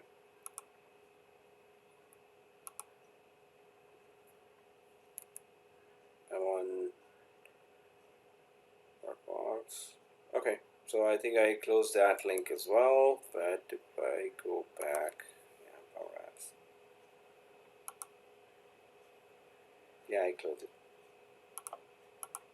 Oh no, I didn't. So this on the left side you can see screen and form and data card. Here also you can add a lot of stuff here, but obviously if you follow that video you will just be very you will be able to create a basic structure of an app that would how it would look like in a phone, inside a phone, right? In fact, I was expecting that. Oh, okay. So, guys, on the left side, you can see new screen here. On the left side, you can see new screen. I hope everyone is able to see the new screen here. If I drop down, now it shows, it can have an app that can show you a basic structure. So there's a calendar here. There's a, we went for blank, right? So if there's a list there, or there's a form here as well, right? So let's go for the form, this one, because this is already created one, not a blank. Let's go for this form. I hope everyone is able to see that in the new screen, and then form. Let's go there. Once you click that, so there are those icons, and there's a title here as well. And if I click that on the top, title, right? So there's a label app name one. It's showing there, right? So I just clicked on the title, and I just double clicked on this on the right side, and then you can just go for app name. So instead of app name, I'll just go for your first name app, right? Well, that's screen two. But the thing is that if I click the title again, so it just shows that, and actually it's here. This was just the app name, sorry. And so go down here as well and go for your first name dash app. Yeah, now it changes here. So it was actually here, not here. Anyway, if you've changed up there, it's also okay. So this is just basics again I'm going for, but I gave you the link for if you want to go professionally and follow up with that. And now guys, I'm going to click anywhere here. Now hopefully you've put the name there. You click on top of that and just go to the text and just change it with your name, right? Gideon says, yeah, I cannot change. So hopefully you clicked on top of this, and then Gideon, do you see the text here? This one, text, and do you see this text and this? So hopefully you're not up there, you're down here with text and this one, right? Okay, okay. So okay guys, I'm gonna click the play button here. I just wanted to show you a basic structure here, and this is just one structure. There's a arrow sign here. You can put some kind of functionality here on arrow sign, and close sign you can put a functionality in the background. So you can try to create a full app here that would show a lot of stuff. So I'll just try, I'm going to close that and edit form here. This is the edit form. Data source, if you had some data source, otherwise, and then label app, and then icons. What does this icon do? When you go back down to this icon, it says accept, but you can just tell it what else to do here, right? Or cancel icon, if you click there, so it says, hey, what do you want with this? So what do you exactly want to do with this? And read quick action bar. So this is the whole action bar here. Anyway, so this is just a basic idea. Now if you have this your first name showing there, and you can and we can just grab anything from here as well, right? So go ahead and take a screenshot of this where your first name app is showing there written, although there was no data source, so we could not show anything else. So go ahead and take a screenshot. The screenshot name is first page of Power App. It's the only page, but we can say that first page of Power App. So let's take a screenshot here. But that website, if you want to follow this, that's really powerful application. Really is amazing. For one college where I had to, they just, there was a project for that. Then I had to go and spend hours creating this, and if I find that material, I'll just send you step-by-step screenshots. That was quite painful. Well, this but I got that material from that site that I just gave you now. That guy is amazing. So Power App, first page of Power Apps. So if you've done that, I'll just put it there on OneNote.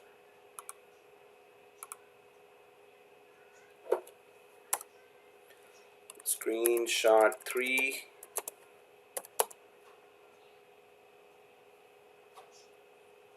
First page of Power Apps.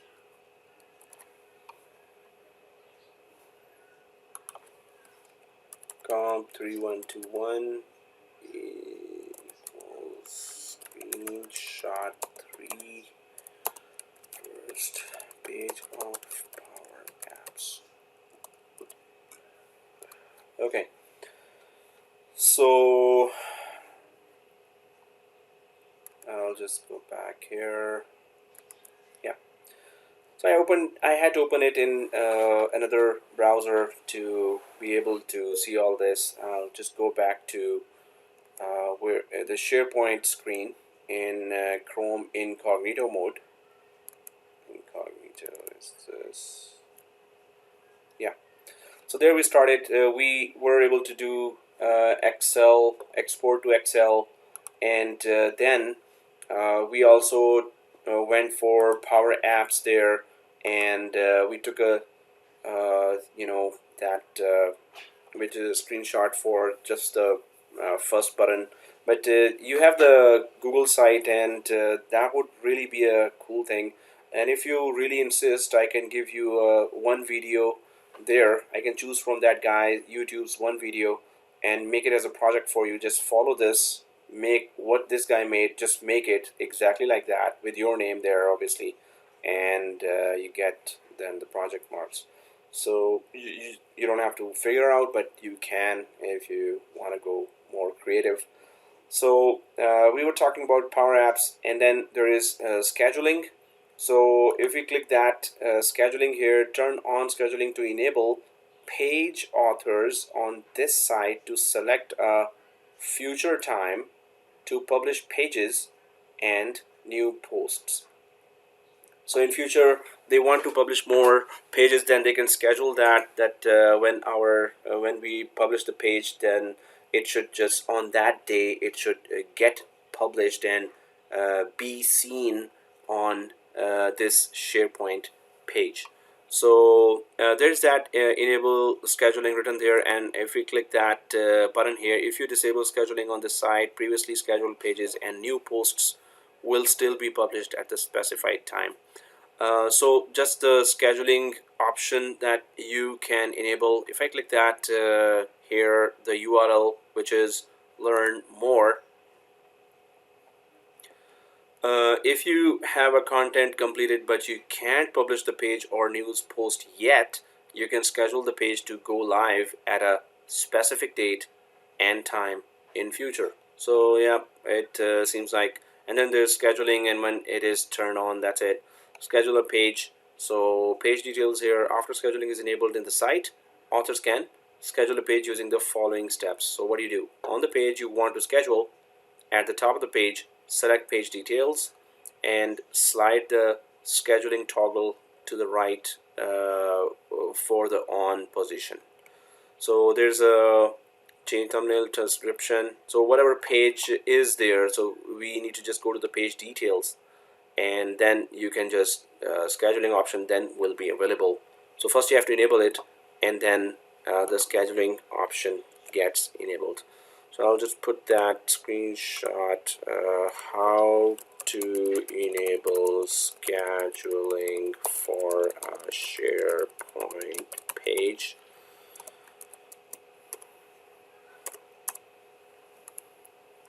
And go back here. So that's the page that is showing there, and this is the page. If I go back, oh, okay. Yeah, so that's where we have enabled scheduling. We can just close this after keeping it on. We can just put a close here, right?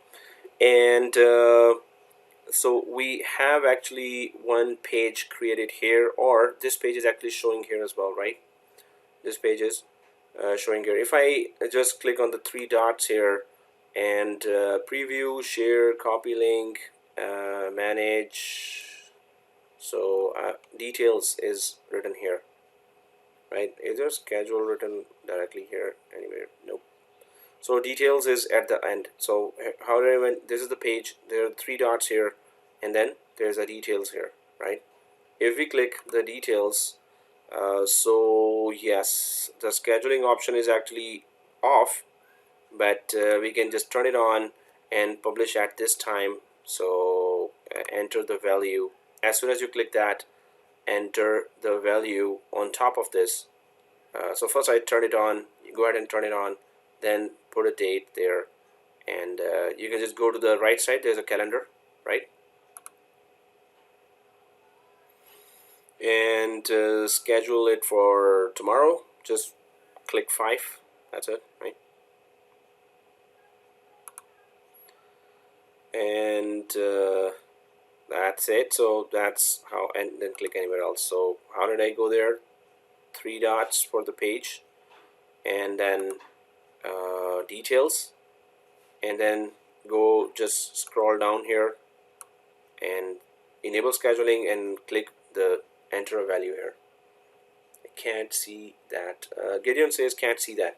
So can't see company page. You can't see company page. This one. Are you on the pages link here? Go to the pages, and it's beside the documents, beside the home, right? Click that, and then it should be there. you create that page. Hopefully you did publish that page. If you did not publish that page, then this page never got created. In that case, you won't be able to see that if the page never got created. We took a screenshot of those, right? So OMG, no. Okay. So you don't have that page? Well, you could just quickly create one. Like go to Mfa on the pages, and then there's new here. Let's just refresh the whole browser. I think you will see that. Okay. So anyway, I'm gonna click that here, and John shows. I just drag it here. Oh, you don't. So John, just scroll down. Oh, scheduling. Okay, it doesn't show the option. So was the scheduling enabled first of all? And if it is enabled, then it will show here as well, right? So scheduling is written there, but the button is actually not there. So anyone having this issue, that you see scheduling there, but the button is actually not there. Oh, you also see that, Amir? So John sees that, Amir sees that. Guys, I'm gonna go to the scheduling again. This is just a turn on and off. So just click that again, John and Amir. Go ahead and click the scheduling only again. And is the button off or on? So make sure it is on, and then you click close. Oh, it is on. Okay, yeah. And so John as well. And I'll close that if it is on. If it is on, go ahead and refresh the page as well. I just refresh the page as well, just to make sure. And then I click scheduling again. Yes, it is still on. It did not turn off. So if it is on, then go to the page that we created and go down to details. It was on, but it's off, and I can switch it to one anymore. Yeah, okay, on.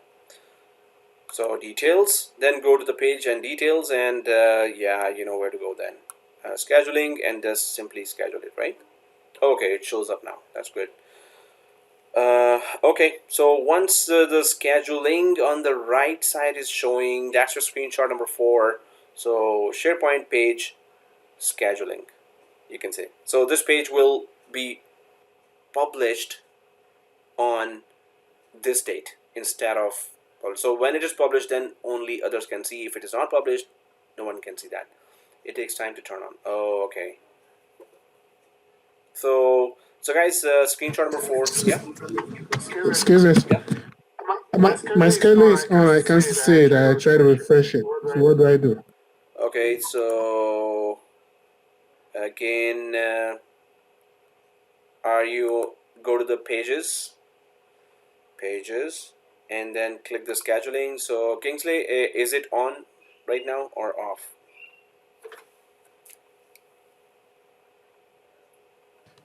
It's on.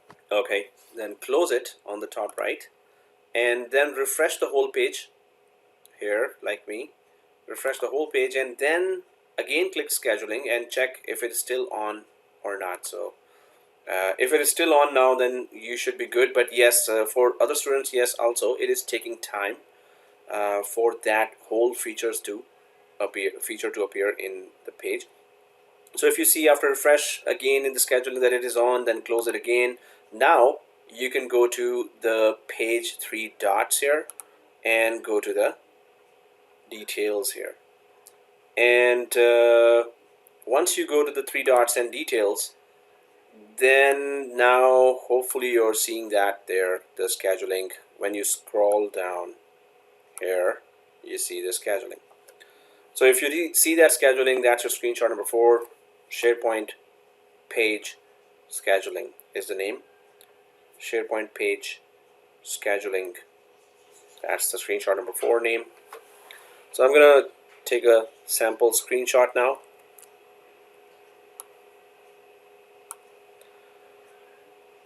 And go to the OneNote screenshot for SharePoint page scheduling.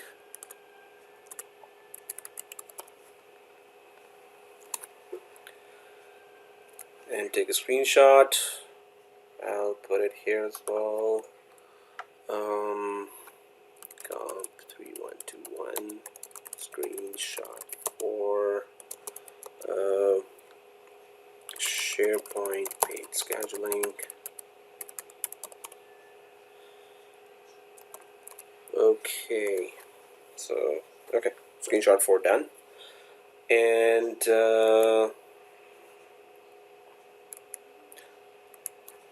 okay, and we were talking about the schedule. I'm just going to close that right side, the page details section. I'm going to close that. Break time, yay! Okay, so let's take a break and break, and class starts at 8:22. Alright guys, so let's take a break.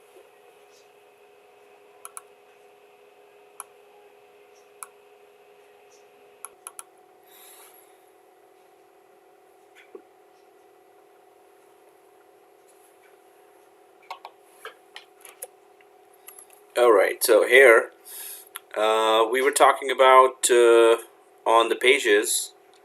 I'll click the pages again, and we then went for export to Excel, Power Apps, scheduling, and then automate again. So this is what we have already talked about in documents. And if we drop down, there's a Power Automate and then create a flow. So that flow, if I click that, so then it shows that which 2, 3, or 4 applications, combination of applications you want to use for it, some automatic process that goes from one application to another. And we tried that as well, so already, so I'm just going to close that. So Power Apps just lets you create apps with low code or no code, and automate also, it's all about click click click, and you then create a flow, and much bigger flows can be created with Power Automate as well. So on the pages we have then the 3 dots, alert me and manage alerts.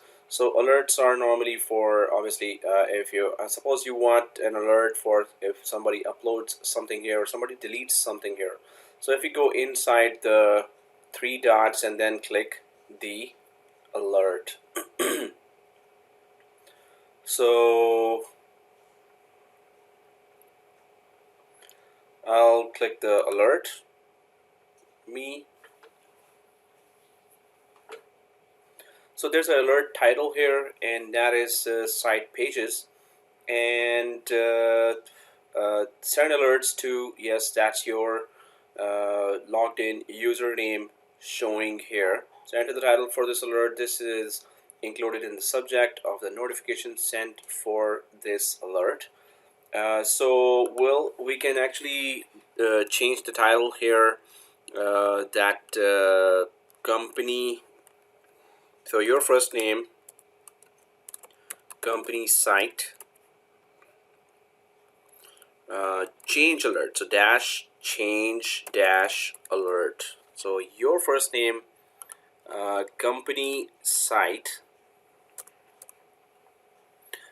your first name, company site, dash change dash alert. So, and alerts will be emailed to you. So later we're going to go to our Outlook in Exchange Online, and we're going to check out if there was some alert created here, right? And if I go further down here, so delivery method is email. Yeah, that's good. Otherwise text message, and you can just put your cell phone here as well. So email is good. We're going to check in Outlook. And what kind of alert you want, when do you want to be alerted. So only send me alerts when any kind of change happens, or new items are added, existing items are modified, or items are deleted. So yep, all changes is good. and send me alert when anything changes. So specify the type of changes that you want to be alerted to. So that's all changes. Then send alerts for these changes. So again, specify whether to filter alerts based on specific criteria. So do you want to be more specific about what kind of changes you're looking for? 827, missed that. Okay, so John, you have to click this and then alert me, and then that's what we were doing here. And then you have to change that to your first name dash company, your first name company dash change dash alert dash change. So whoever has a bit different, it's okay. Alert dash change dash alert. Okay, seriously, what's wrong with me? Change dash alert. Okay, company side change alert. All right, so your first name company side, thank you, change alert. Okay, so that's what you need to write. And then we were going down, there's an email, and we don't need to change anything in the email. Then there was, and there's a change type here, all changes, and then there is send alerts for these changes. And anything changes, someone else changes a wiki page, we haven't got there. Someone else changes a wiki page created by me, wiki page last modified by me. Someone changes an item that appears in the following view, created by me. So anyway, anything changes is also okay, and all changes up there also okay. And if we go down, who to send alerts, when to send alerts, actually specify how frequently you want to be alerted. Send a daily summary or send a weekly summary. Well, we're going to go for immediately now because we just need to see if we do get an alert immediately or not.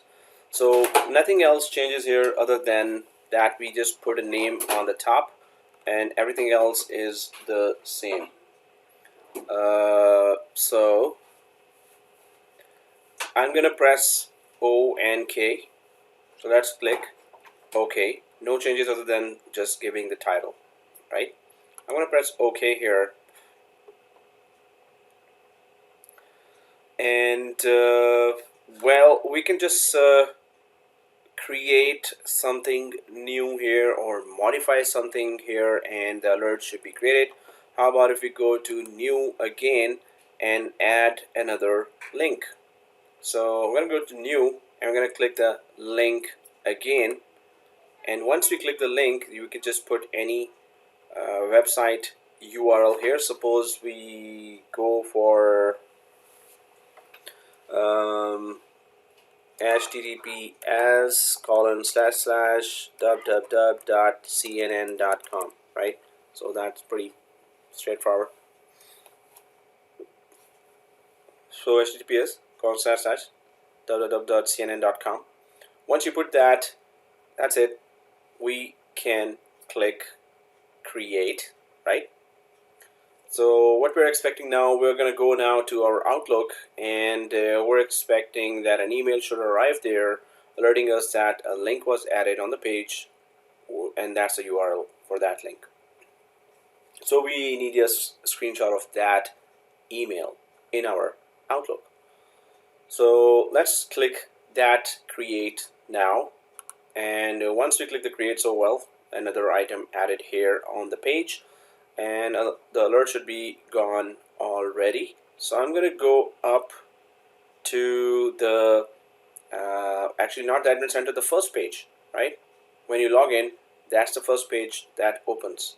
So I'm going to click that first page here, and I do see here Outlook. So I'm going to click that Outlook. It will open in a new tab, and you will have to give your time zone, and then press OK and open it, and then just check for the alert email if it's there or not. If it is there, then we're going to take a screenshot. Number 5. I'm going to click that Outlook now. It opens in the new tab, and if it's the first time, well, it didn't ask for the time zone, and yeah, the alert is already there. cnn.com URL.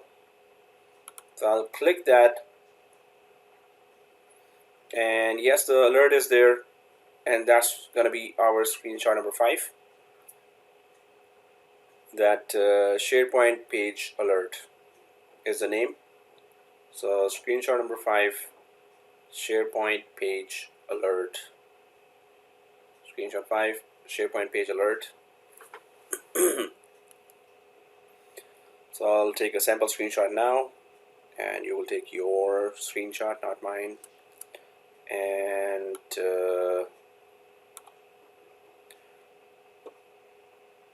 SharePoint page alert. So I'll take a screenshot and go ahead.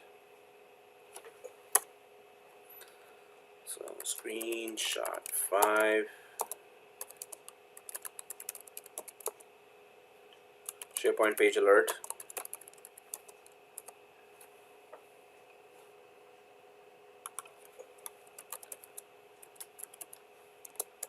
Screenshot 5, SharePoint page alert.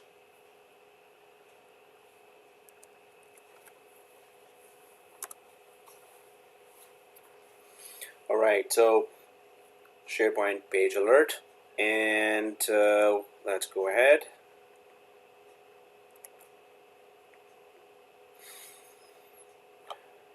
So I'm going to go back to that page, which is the pages page, actually, URL. So, well, we've gone through the features here on the pages, and then there is site content. So this was the page that got created as a result of the option that add this page to the navigation. So it is there, but there's an edit button at the end. So we're going to go to the site contents, yes, but there is an edit button at the end as well. So if I click this edit button, right? So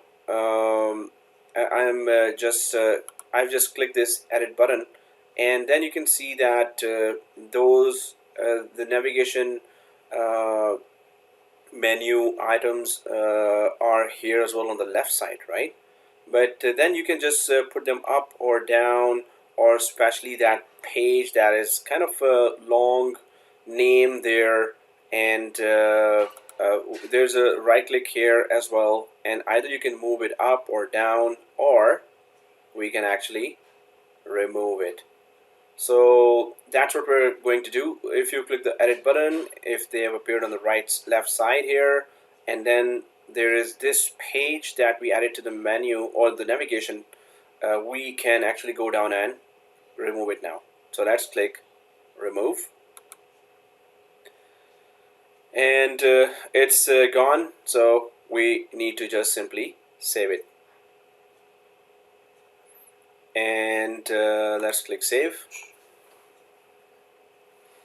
So now it's gone, and it's again looking like a nice page, although there are 2 edits showing here now, which is not good.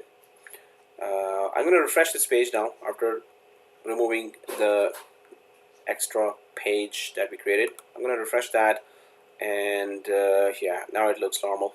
And let's go ahead, and once we have clicked the edit button, so we can just really put the documents at the end, site contents at the start if you want, or you want to add any other page, you can just keep on adding to the navigation here as well. So other than that, there's a site content that has some features as well. So in the site content, when we go there, so if I also open this, so SharePoint online site content, SharePoint site contents page. So on the SharePoint in Microsoft 365 or SharePoint Server 2019 site contents page, site owners can view a list of all pages, libraries, lists, and other apps on their site, as well as the list of subsites. So that's where you can create subsites as well. This is a company site that we created, but after that we can keep on going down, and go for keep on creating departmental sites as well, which are called subsites. Yes, Kingsley, remove the page. Okay, so here, as well as list of subsites, the site contents page also provides clearer access to add lists, pages, document libraries, subsites, and apps. So the site content page that we have gone to is actually all about adding what it says here, and that is a list of all pages, libraries, lists, and other apps. You have added some apps in SharePoint. You can just add it there. You will see it in the site contents area, and subsites as well. If we go further down, so go to the site content page and then create a new list, document library, app, or subsite. So I'll just put that SharePoint site contents page, and put it in here. Alright, wow, used to copy the URL as well. Alt tab, copy. Oh yeah, from this incognito it doesn't do that. So this is SharePoint site content related stuff, and this is just a definition of what can be done from SharePoint site content, and we're gonna do that now. So we can create view and work with all of your content and subsites. On the site contents page, select contents to see the familiar view and interaction capabilities of all of the content on your site, including documents, site assets, pages, and more. Select subsites to see the subsites and number of views for each, and to interact with them by clicking on the subsite you want to work with.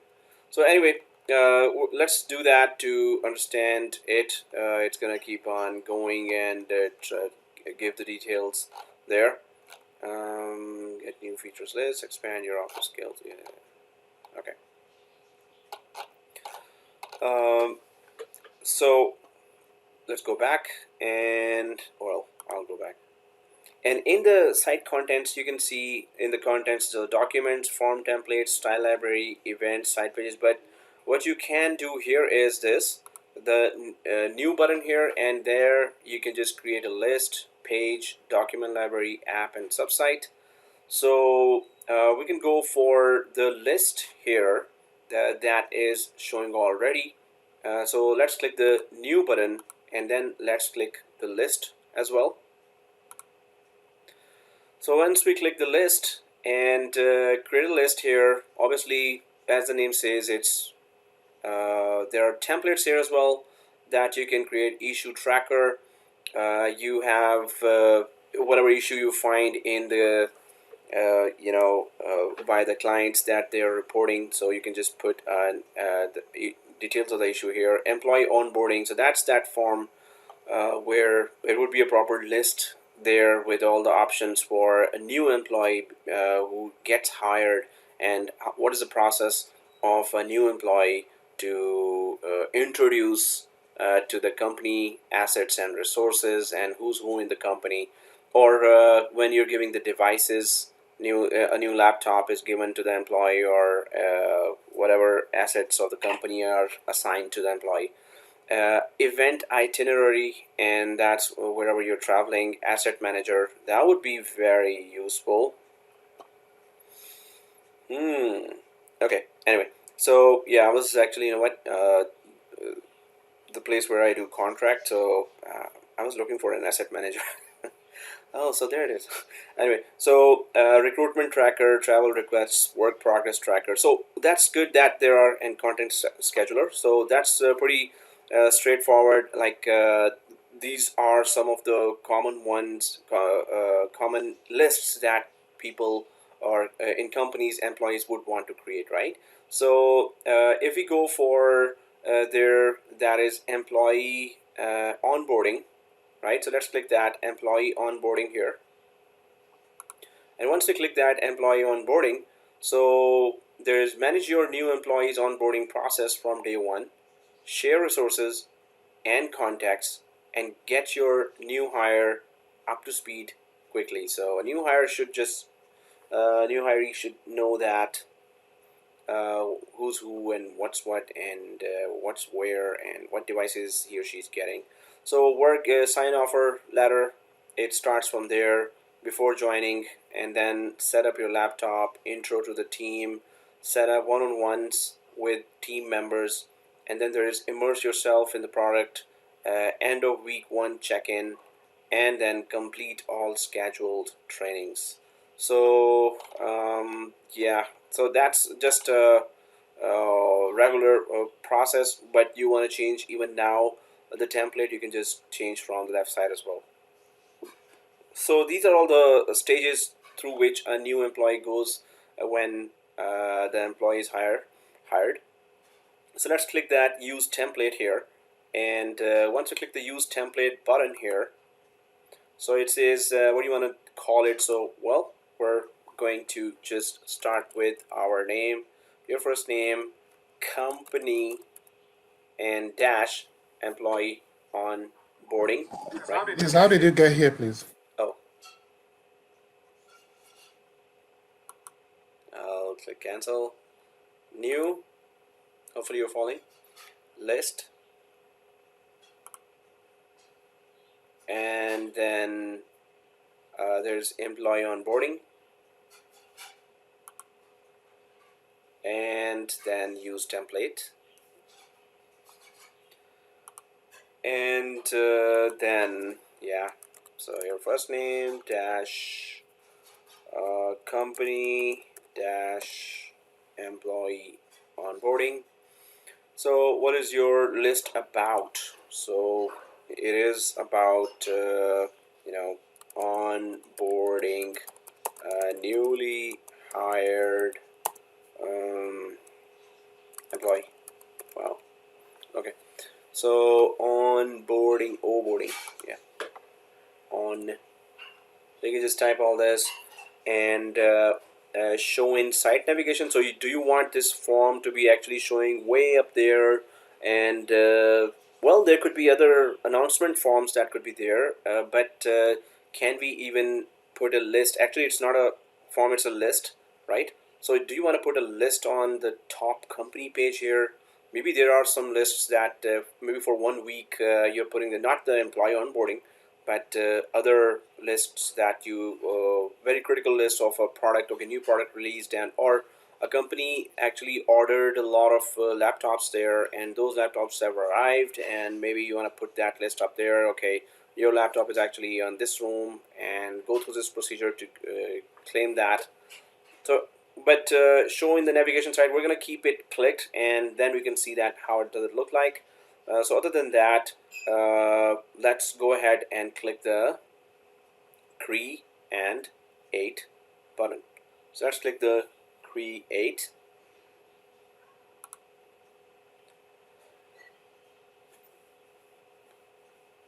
So here, well, yeah, it's it's showing on the top of the company. So whichever employees are connecting to the company, and there's a new employee onboarding list right on top of it. Obviously, this is not the place for this, but that's how it's going to look like if we actually do that. And we can always remove it from the edit button. We know that too. So the lists can be put on navigation as well. That's first thing. And second thing is that company employee onboarding is a list that has been created already, and there's a new written here. So if I click the new button after creating that list, if I click the new button, so work, new item, and then enter value here, description, and then complete by, and then due date when work should be completed, and completed on, member, relevant link, URL, mentor, who's the mentor, relevant link, and it goes on, and add attachments. So that's the kind of list that is actually showing here. So we can just start putting some values there as well. that work new item, and work is like intro to the company, right? Suppose that's the work, and I'll just go for Control A, Control C, intro to the company, and put description, intro to the company, right? And then there is a notes about the work item, and we can just put in the complete by if you drop down the list in the complete by.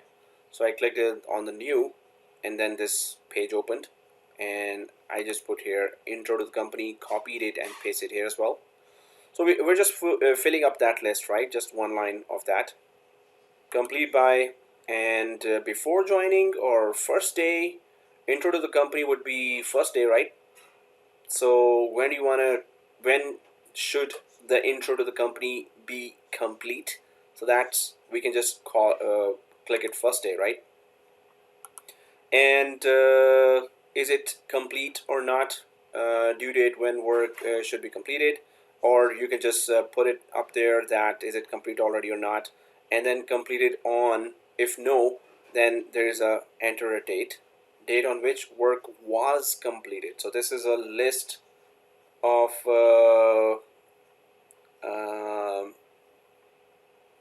yeah, so this is a list of if it is not done, then when it was done. So it's in the past, right? So enter a date. Now if it was not complete, then we can enter a date, and we can just click the calendar here and put some date there. But we get the idea that okay, if we create a list, then this is the way we can input some data there. Well, if it shows today, really? No? Okay, I'll click again. Oh, now it shows. So I click it again and completed on what? Okay, I'll just put today's date. Today. Who was the mentor?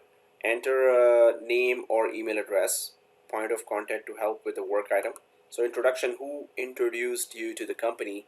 Mentor, and you can just go for some name here. So your first name. Actually, with your first name, there are usernames there. So that's very good. Just select some user. We created 5 accounts there, right? Everyone has 5 accounts. So you can go for your first name 04 or 3 or 2, doesn't matter. Just filling up some values here. So this username or user was the mentor or did the introduction of the company, and then relevant link here, enter a URL. If I just put there oh man, it has to be URL. So www. What, bbc.com, really? Just put some link. Okay, and then and attachments. Okay, so there were some attachments there as well. In fact, let's put up some random file there. I'll just grab some random file from my laptop here and just attach something, right? So I'll click it, and downloads or documents, whatever is there, I'll just put some kind of file there. It doesn't have to be, you don't have to really check it, and that's it, just upload some file. So well, we were able to put some values there for the list of company site, and we went for the template there, and we put it even on the main navigation. So let's click that save. We get the idea now that okay, so that's what the list is, and that's how we put entries there. Go ahead and click the save here, and oh, I clicked the save, it didn't go away. Is there some error? Oh, there is error. It says invalid URL www.bbc.com. Really? I think it's HTTPS then. HTTPS://. I hope it accepts this URL, right? Hopefully you will put that, and I'll try to click save again. So now it's okay. So you create a list like that, and the new hire or maybe the HR department employee can follow up that how the first day was it done, who introduced the new employee, what was the file used, what was the URL used there, and the second day what happened, third day what happened, fourth, fifth, sixth, and that's how you can just put entries there. But how did these columns come up? We used a template there that was already made for such kind of events. You can create your own list yourself, or there are many templates out there on Microsoft site, SharePoint site, that you can import for any other scenarios as well. So that's just a list that we created, and let's take our screenshot number 6. SharePoint list. So the title of the screenshot is SharePoint list. SharePoint list. So I'm just going to take a sample screenshot here.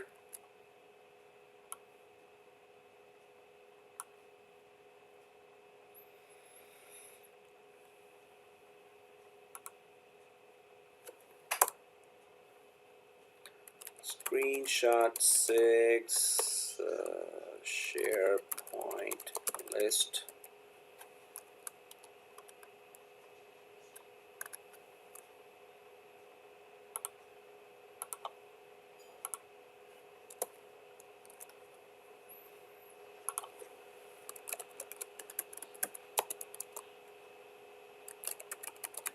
Screenshot 6, SharePoint list.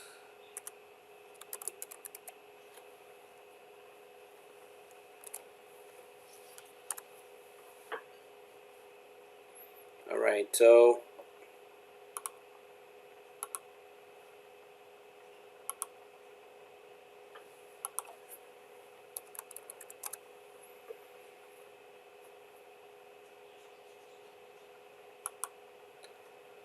okay, so let's go ahead, and I'll tab here and go back there to this.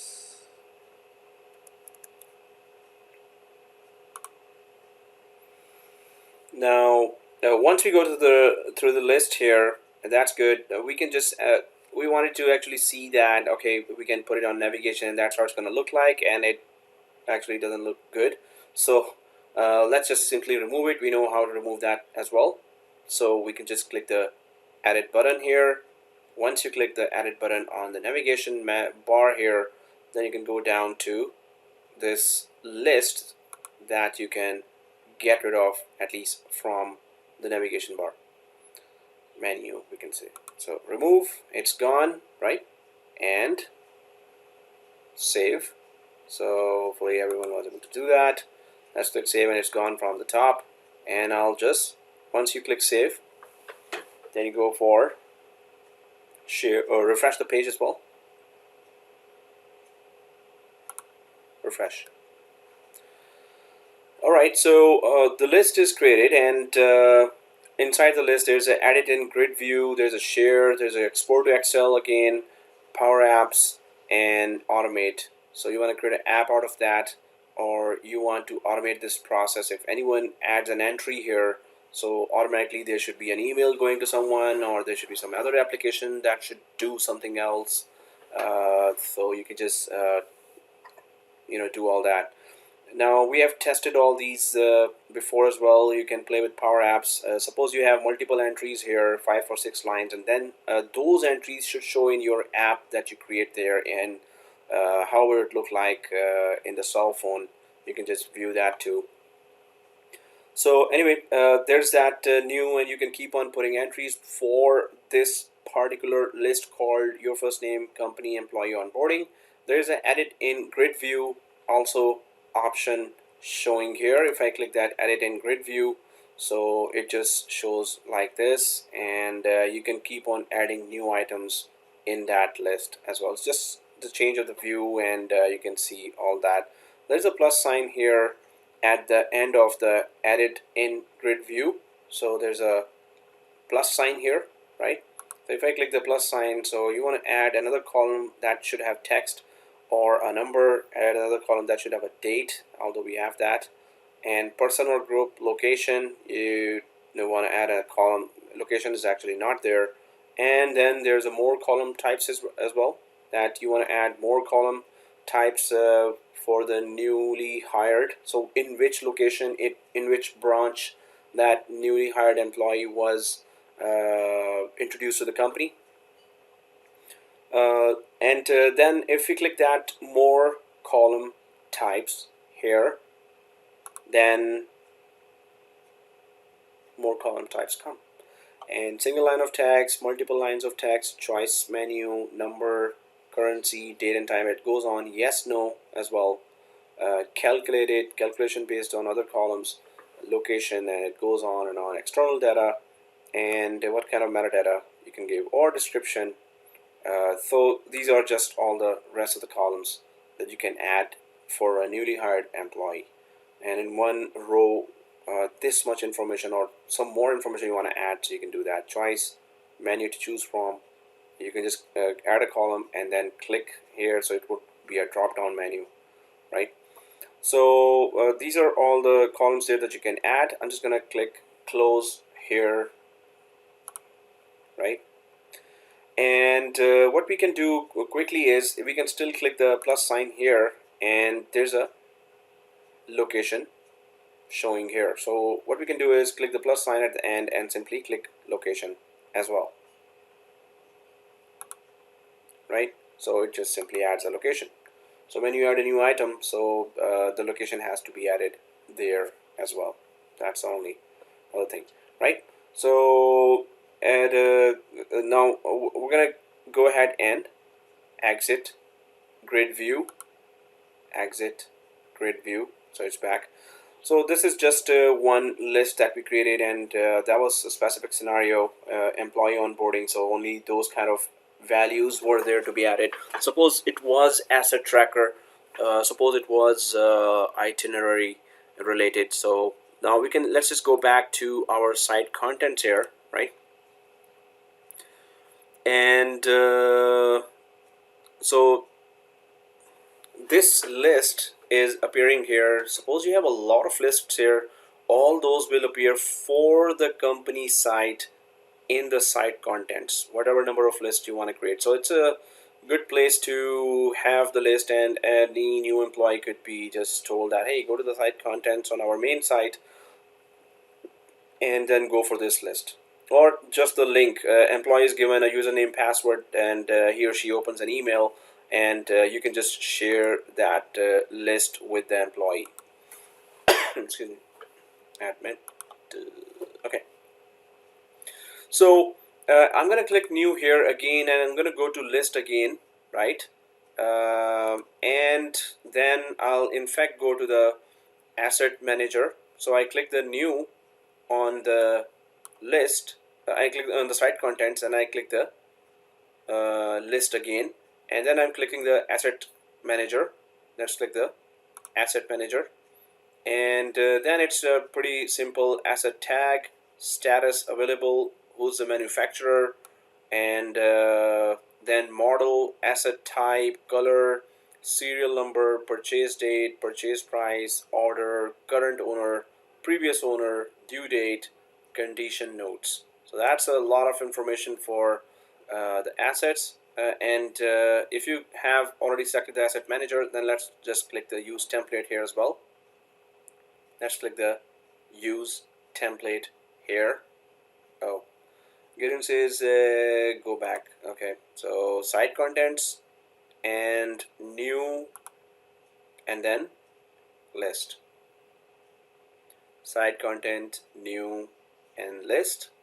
So in the list, it's the fourth one here, asset manager. Let's click that asset manager and simply use template. So let's click the use template now, and there's the asset manager, and the description is managing the assets. Wow, what a description. So asset manager is managing the assets. Okay, anyway, let's just click create. We have gone through this process, that's why I'm just going quick now. Let's click that create as well, right? Just simply create, that's it.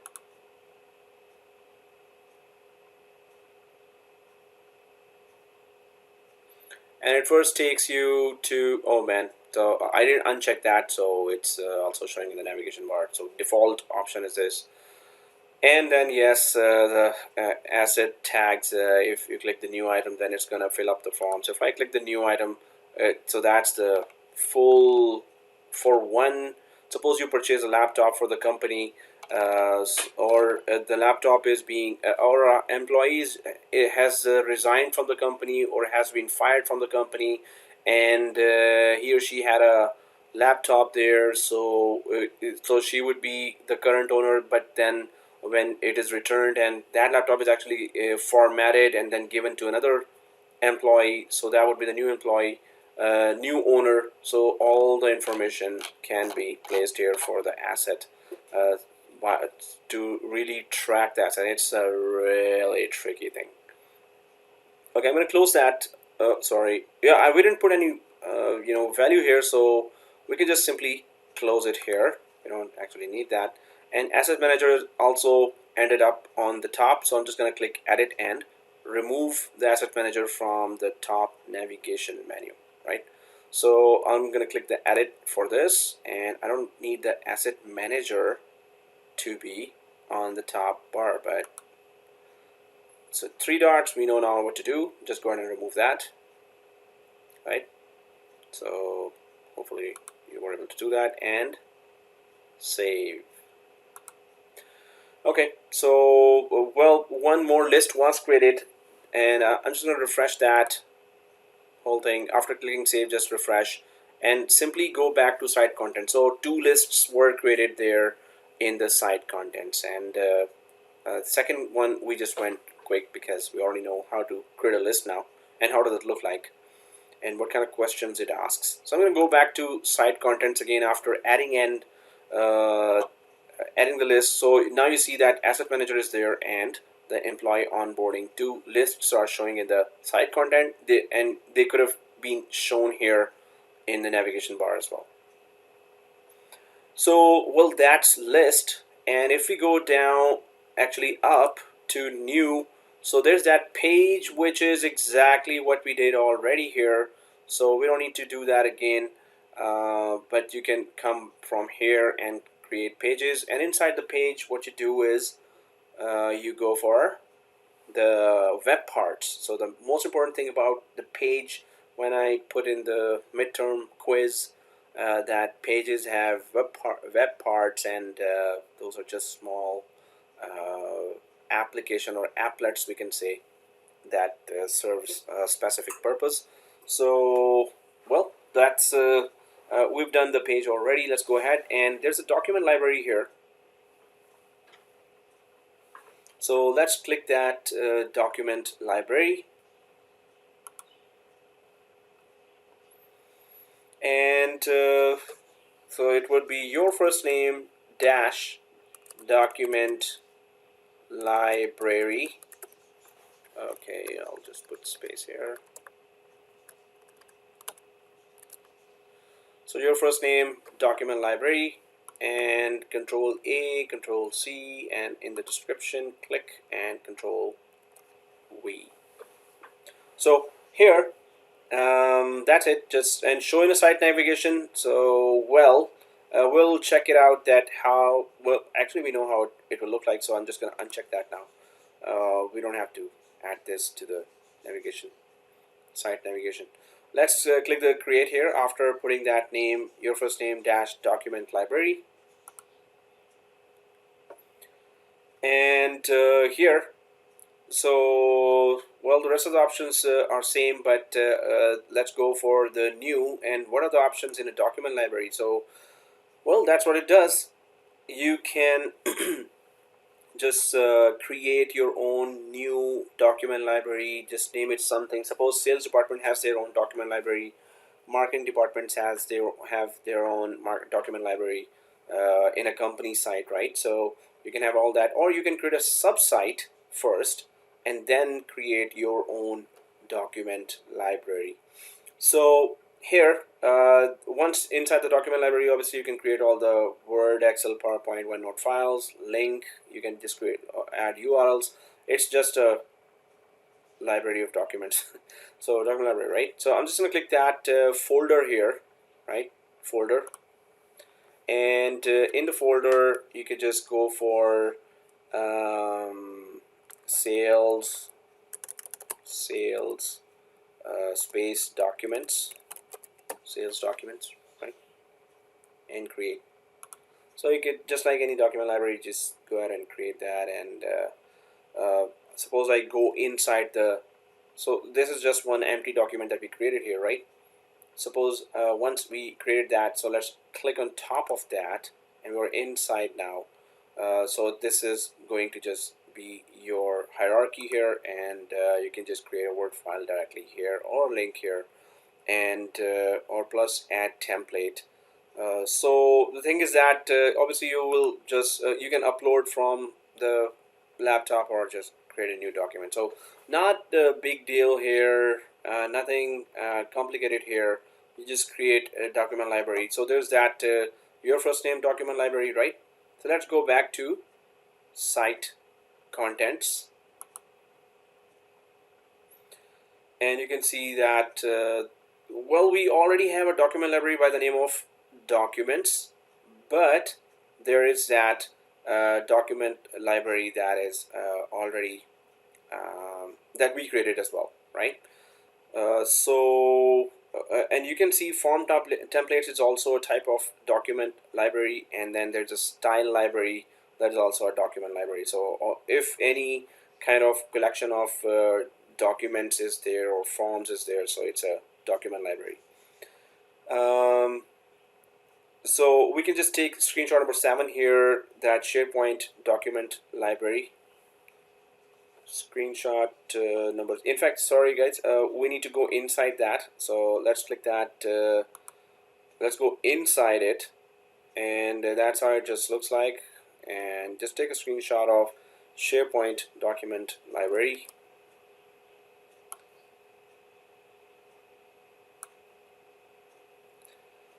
SharePoint document library, and this is a screenshot, but it will be your screenshot with your name there. So screenshot 7.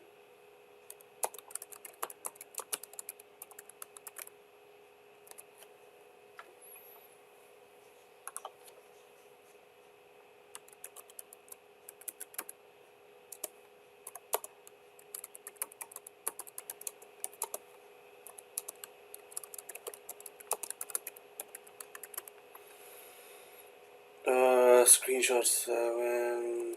Oops. Okay. Put it in the wrong place. Screenshot 7.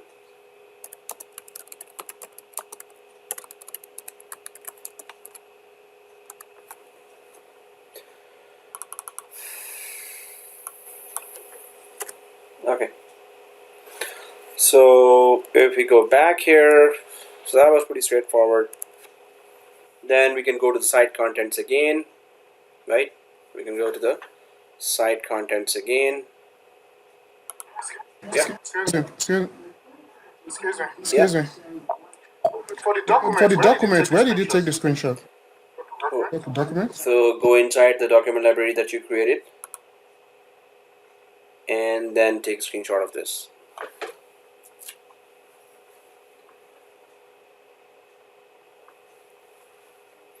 Alright, so let's click the site contents here, and once you click the site contents,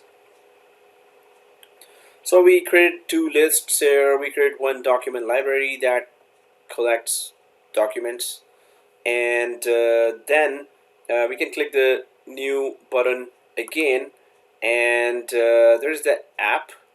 So just like you've seen Exchange Online having apps there that you can add, there's a big app repository from where you can add Exchange server specific apps, or here obviously SharePoint related app. So I'm just going to click that. Let's go ahead and click the app here, and once you click the app, so it shows you site content and your apps. There is then noteworthy, or with the apps that are commonly used are these, but you can go ahead with apps you can add. That's again a document library app, calendar app, custom list, and import spreadsheet, site mailbox. Well, these are just few apps that are available already and are mostly used in the companies. Then there, if you go down here to manage licenses, so if you have purchased some app from third party like some other company, so do you have the license for that? And if you go for down for your requests, so did you put any request there? But get more out of SharePoint, visit the SharePoint store. So there is a SharePoint store, but that is the link here as well. So let's go down here to the SharePoint store, the link, which takes us directly to the SharePoint store. It's actually, yeah, it's just SharePoint store.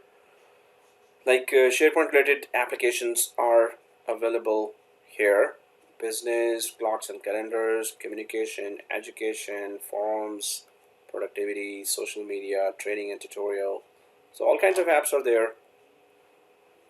Adobe Sign for SharePoint Online works smarter, safer, and more efficiently when you add Adobe. Some people say Adobe, and I say Adobe. Okay, so add Adobe Sign to SharePoint Online. So this is just a signature application or sign application, right? So, well, we can just go for the first one here. Otherwise, there are all types of applications for all types of scenarios. And let's click that first one, which is Adobe Sign. And once we go ahead and click that, so Adobe Sign for SharePoint Online, and it actually shows where it's going to be appearing, like send documents to be signed right from your SharePoint document library. And that's the first pick here.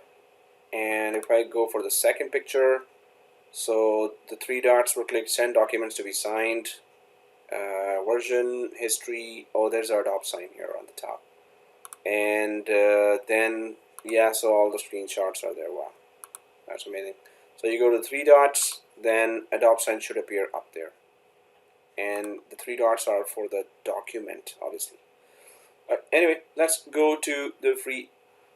What was the app? Okay, the app is this Adobe Sign. If I go to the add apps here and SharePoint store, when I go back, really, I should not go do that by going back thing. So it's the Adobe app, which, oh yeah, it actually shows here. Yeah, the first one. This is the first one. If it says Adobe Sign, this would be selected. Hopefully you see that too, the first one, Adobe Sign. I'll click that, and that's it. We're going to click the add it. So it's the first one, and it says Adobe Sign. I'll click the add it. Let's go ahead and click the add and it. And it goes ahead. 3 stars, really? I think it's a good one. Okay, continue. Right? Once you continue, then we're getting the details. Okay, it still keeps on asking. Add this app to the your first name company site. Yes. So I'll just go to the return to site, right? Let's go to return to site.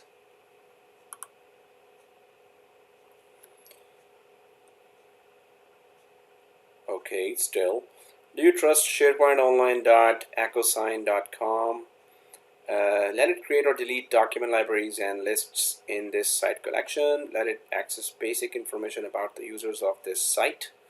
View the terms and conditions. So yeah, it's just saying that, hey, you want to trust this Adobe sign in. So I'll just click there, trust it, right? So let's go ahead and trust it.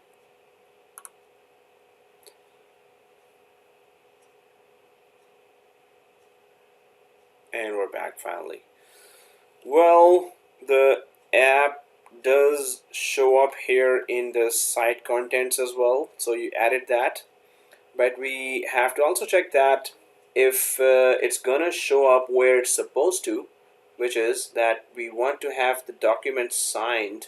So does this appear as an option in front of some document? So once we've added that, first of all, let's just go ahead and refresh this, right? Refresh the page.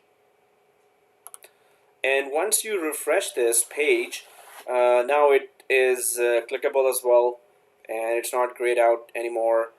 Second thing is that we can go to the document library that we created, right? Your first name document library. Let's go to that. Your first name document library, that is also in site contents, right? And we can just upload some document quickly here, or how about creating a document, in fact. So let's just click the new and go for just a simple Word document. New Word document, right? Click it, it opens, and just oh, okay, your privacy option, close, nothing here. So testing app, just type something, testing, okay, testing app. So once it is done, you can see already that it is saved automatically here, and if it is saved, then we can actually close it, right? So we just type something random, and it's open in a new tab, so I'm just going to close a new tab. And so the document is open, but does the app, or does the Adobe Sign app really appears when you want this document to be signed? So as the screenshots were showing, the document is there, but we're going to go to the three dots of the document here, right? So just go to the three dots of the document, and you see here anywhere Adobe. Open what? Browser? No. Automate? No. More? No.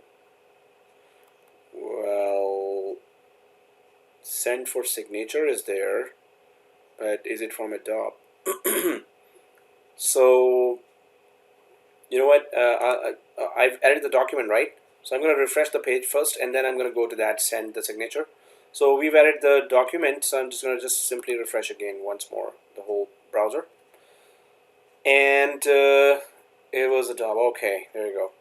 So once we refresh, so Amir confirms it, yes, send for signature. So the screenshots would be the older way it used to show, and the new way is just send for signature. So if you haven't added that app here, then this should not be appearing then, right? So send for signature, go ahead and click that, and there you go. So that's pretty cool. Excuse me. And it opens, and it's thinking of opening. It might open one day. The app doesn't work. Oh, okay. It's not working. It's not working. Guys, so is it showing exactly like this? Like it's just loading? Or not even that? Okay, so you all got this. Sorry, we had some trouble accessing your site. Okay. Adobe Sign login has expired. Okay. Not working as well. No, I get Adobe Sign login has expired. Oh, okay. So you get a different one. Excuse me. And Kingsley and Cedric has shown it. So okay, guys. So you see this. Well, okay. So we just get to see that how to add an app, and whatever the app was claiming to do, at least that link appears there for the document, so that's good enough. Other than that, it could be the app itself that has an issue, and whichever company has added that app would if I was in a production environment, I would just contact the support of that company. And obviously in a production environment, I would have purchased a license for that, right? So I would have a proper license for that, and then I would add it here. So when you purchase a license, you can actually ask for, and hey, whose fault is this, and what is going on?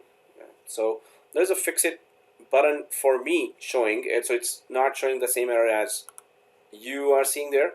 So if I click the fix it button, now it should be showing me that error.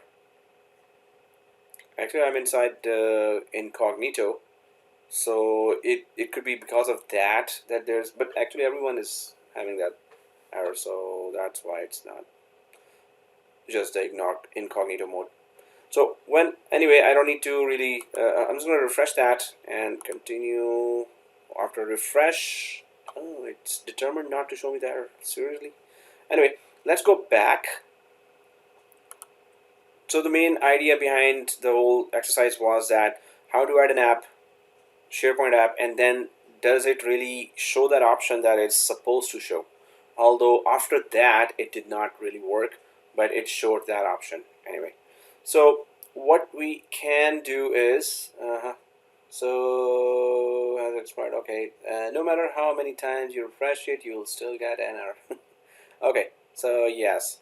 Now let's get back to site contents here, and screenshot number 8 would be SharePoint app. So you get an idea, okay, this app does this, so how do you add it? You get that, and at least the option shows up. So whichever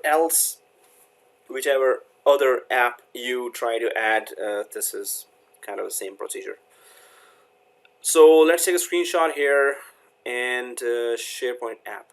Take a screenshot number 8, SharePoint app, screenshot number 8, screenshot SharePoint app. I'll take a screenshot now.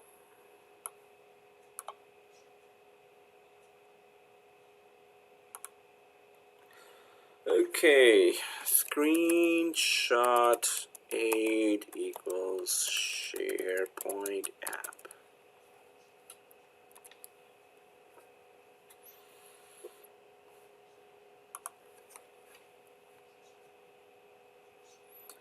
COMP3121 screenshot 8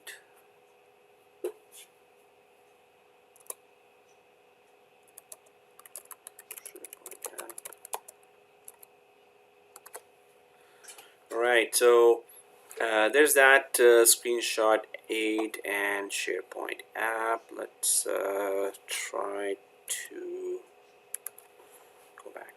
So pretty straightforward stuff.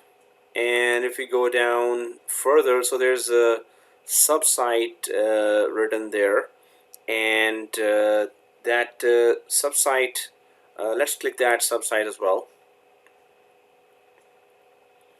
Okay, so a subsite page appears in front of us, right? So hopefully everyone has gone to new and clicked the subsite page.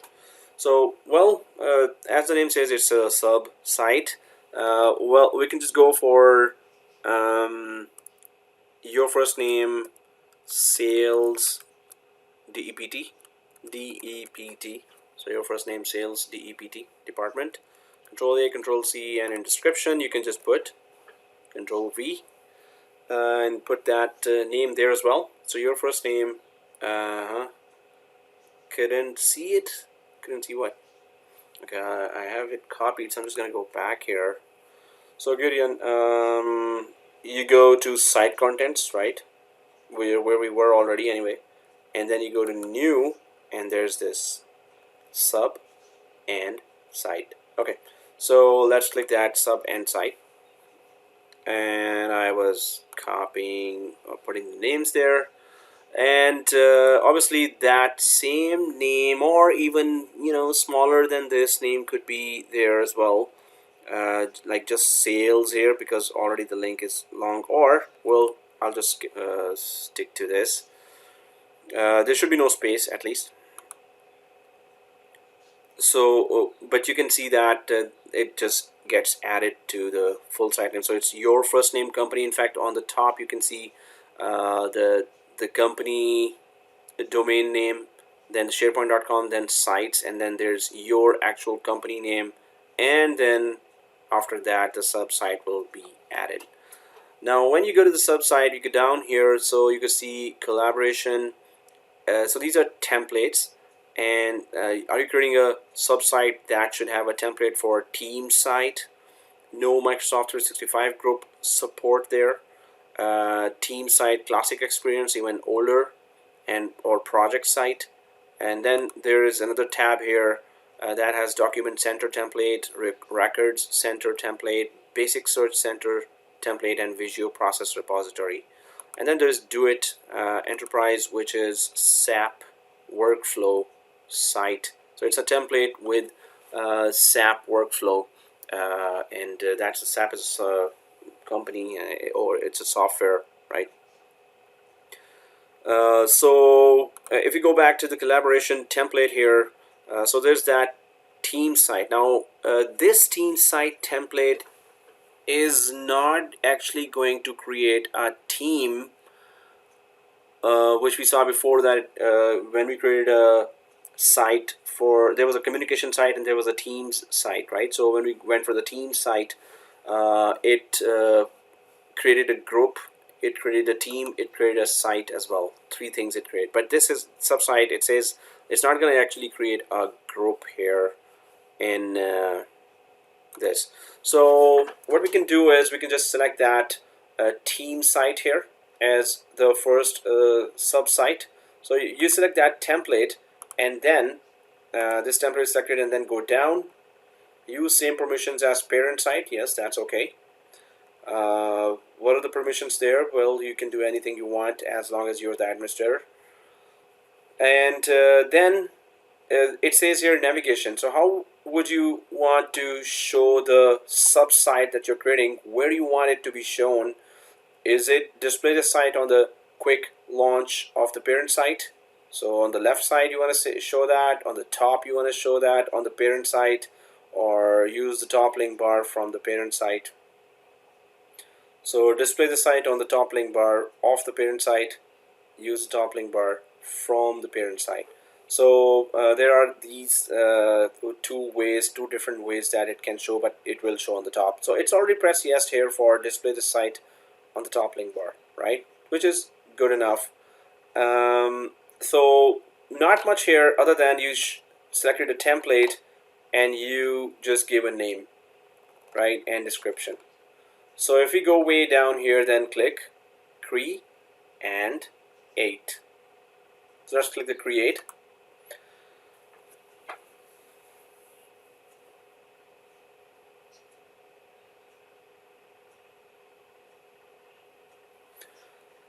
Well, so that's the Teams site template.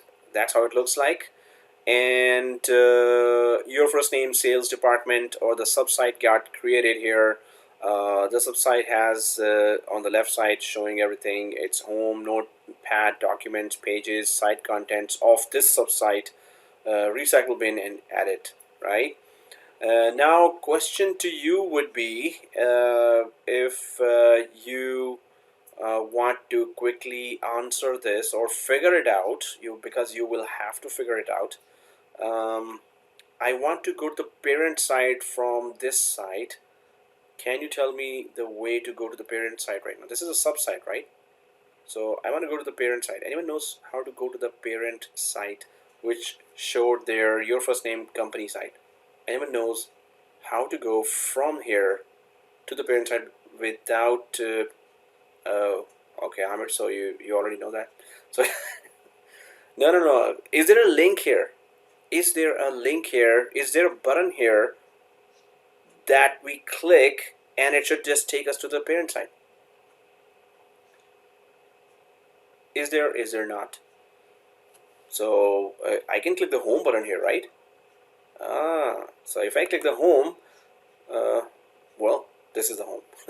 So no, it's not. This home doesn't take us to the parent site. Oh, okay. John says site content. Okay, that's if you go to the site content, let's go down here. There's a site content on the sub site. If we click the site content and okay, then where?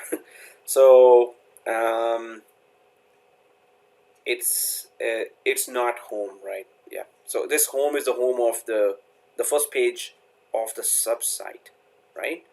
So this site content will have the content of the sub site, right? If I click the home, that's just the home of this. So is there any way to go to the parent site without messing with the top URL here? Click the Sharepoint, sir. Okay, in the top left corner, you see this one. Okay, so everyone sees that Sharepoint. Go back to Sharepoint and open it again. So I don't want to click the back button on the browser, but if you click the Sharepoint, let's click the Sharepoint now. Welcome to Sharepoint start page. Okay, now where are we? I'll just click next on news from sites. This section shows the latest news from your sites. Okay, next, frequent. Here you can see what you and people around you have been working on recently. Okay, what else? Quickly get to the sites you're following and sites you visited recently. Follow more sites simply by clicking the star. Okay, and featured links. Yeah, suggested. Yeah, let's get started. When we click the Sharepoint, we go to the central area of the whole sites that we were creating. So you can see your main site here, exactly. And those are the other sites that we saw there. And also, yes, the create site, create news post. So if we click this site, obviously we're going to go to that site. And now we want to go to the sub site. So where do we go? Now you should know that, right? I want to go to the sub site right now. How do I go there now? I'm in the can all the users in the organization see the central page? Yes, they all can see that, unless you want the first page is for everyone, but you with permissions you can even remove permissions for seeing the first page as well. But so guys, I want to go to the sub site now. Anyone knows where to go from the company site? Sharepoint again. Okay, I'll click the Sharepoint again, and your recent communication site, and there's the sales department, right? So okay, that's good.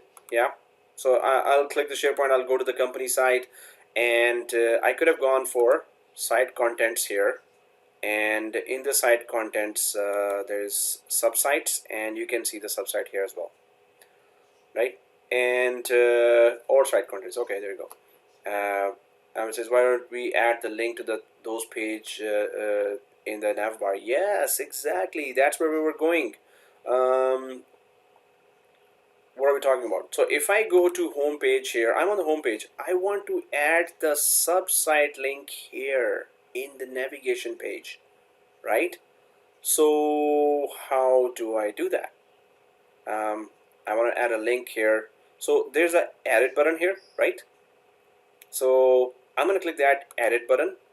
So it just shows all that here. There's site content. Actually, I was just looking for that URL here, but it actually is not showing to me.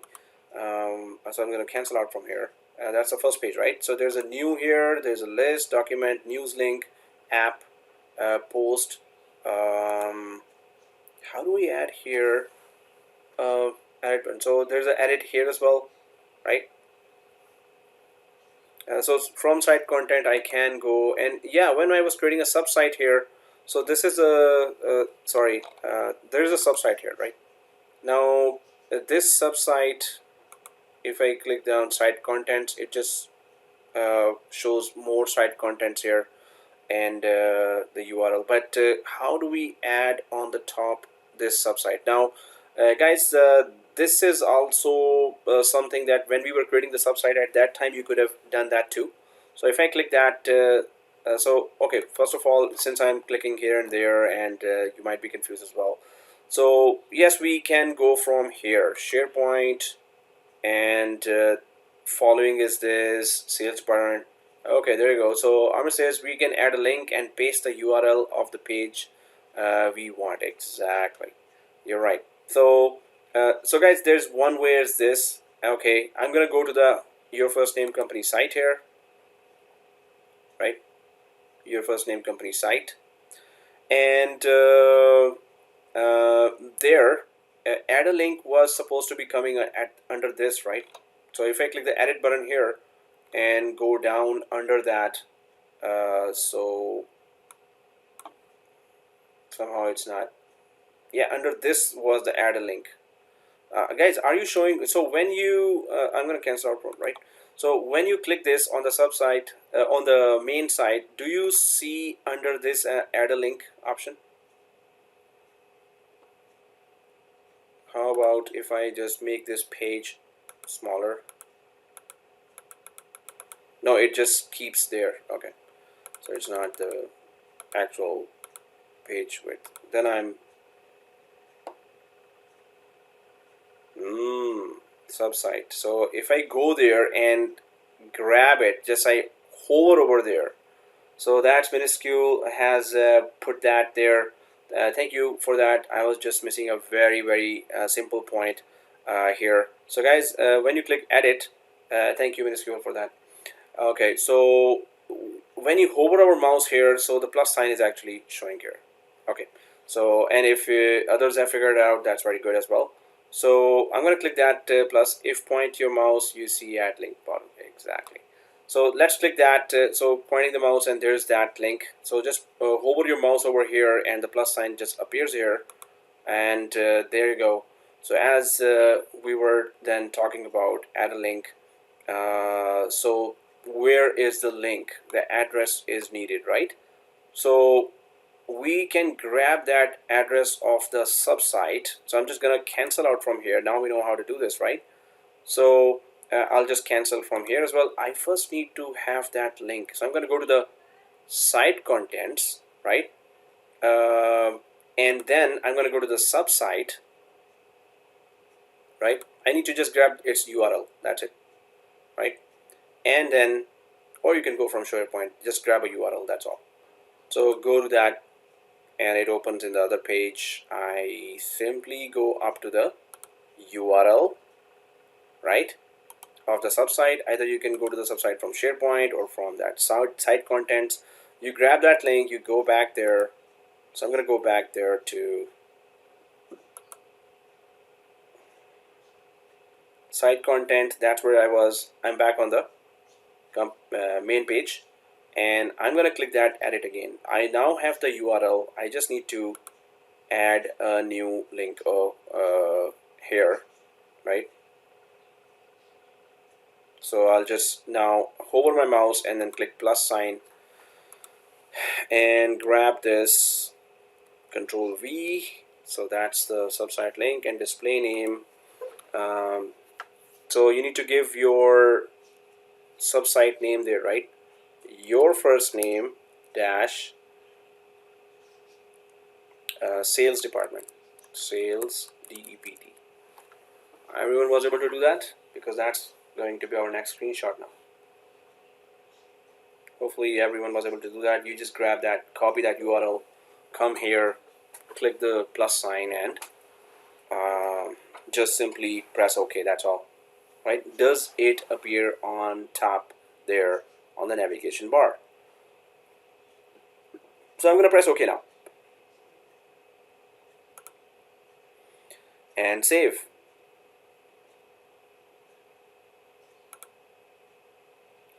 Okay, so it appears here, and that's a good thing. Your participation is great.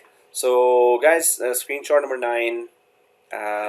Please, what was the display name? Display name? Is this your subsite name? Your first name dash sales department. That's your display name. Okay, so guys, screenshot number 9, and then click save 2 times. Then it will appear here, right? So screenshot number 9, SharePoint subsite. Screenshot 9, SharePoint subsite. Screenshot 9, SharePoint subsite.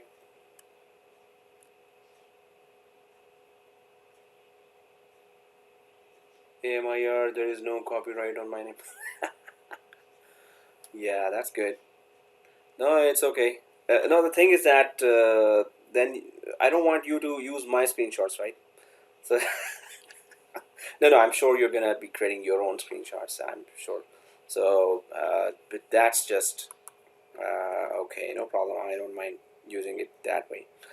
Okay, guys. So SharePoint subsite. I'll just click that and go for screenshot 9 SharePoint subsite.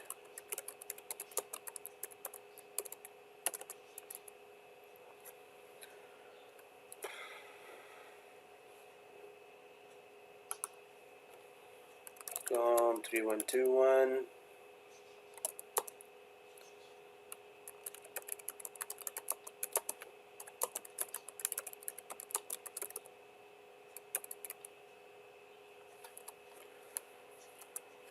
Okay, guys. So that's it.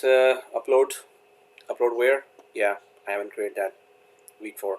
So just collect it in your Word document and up and load.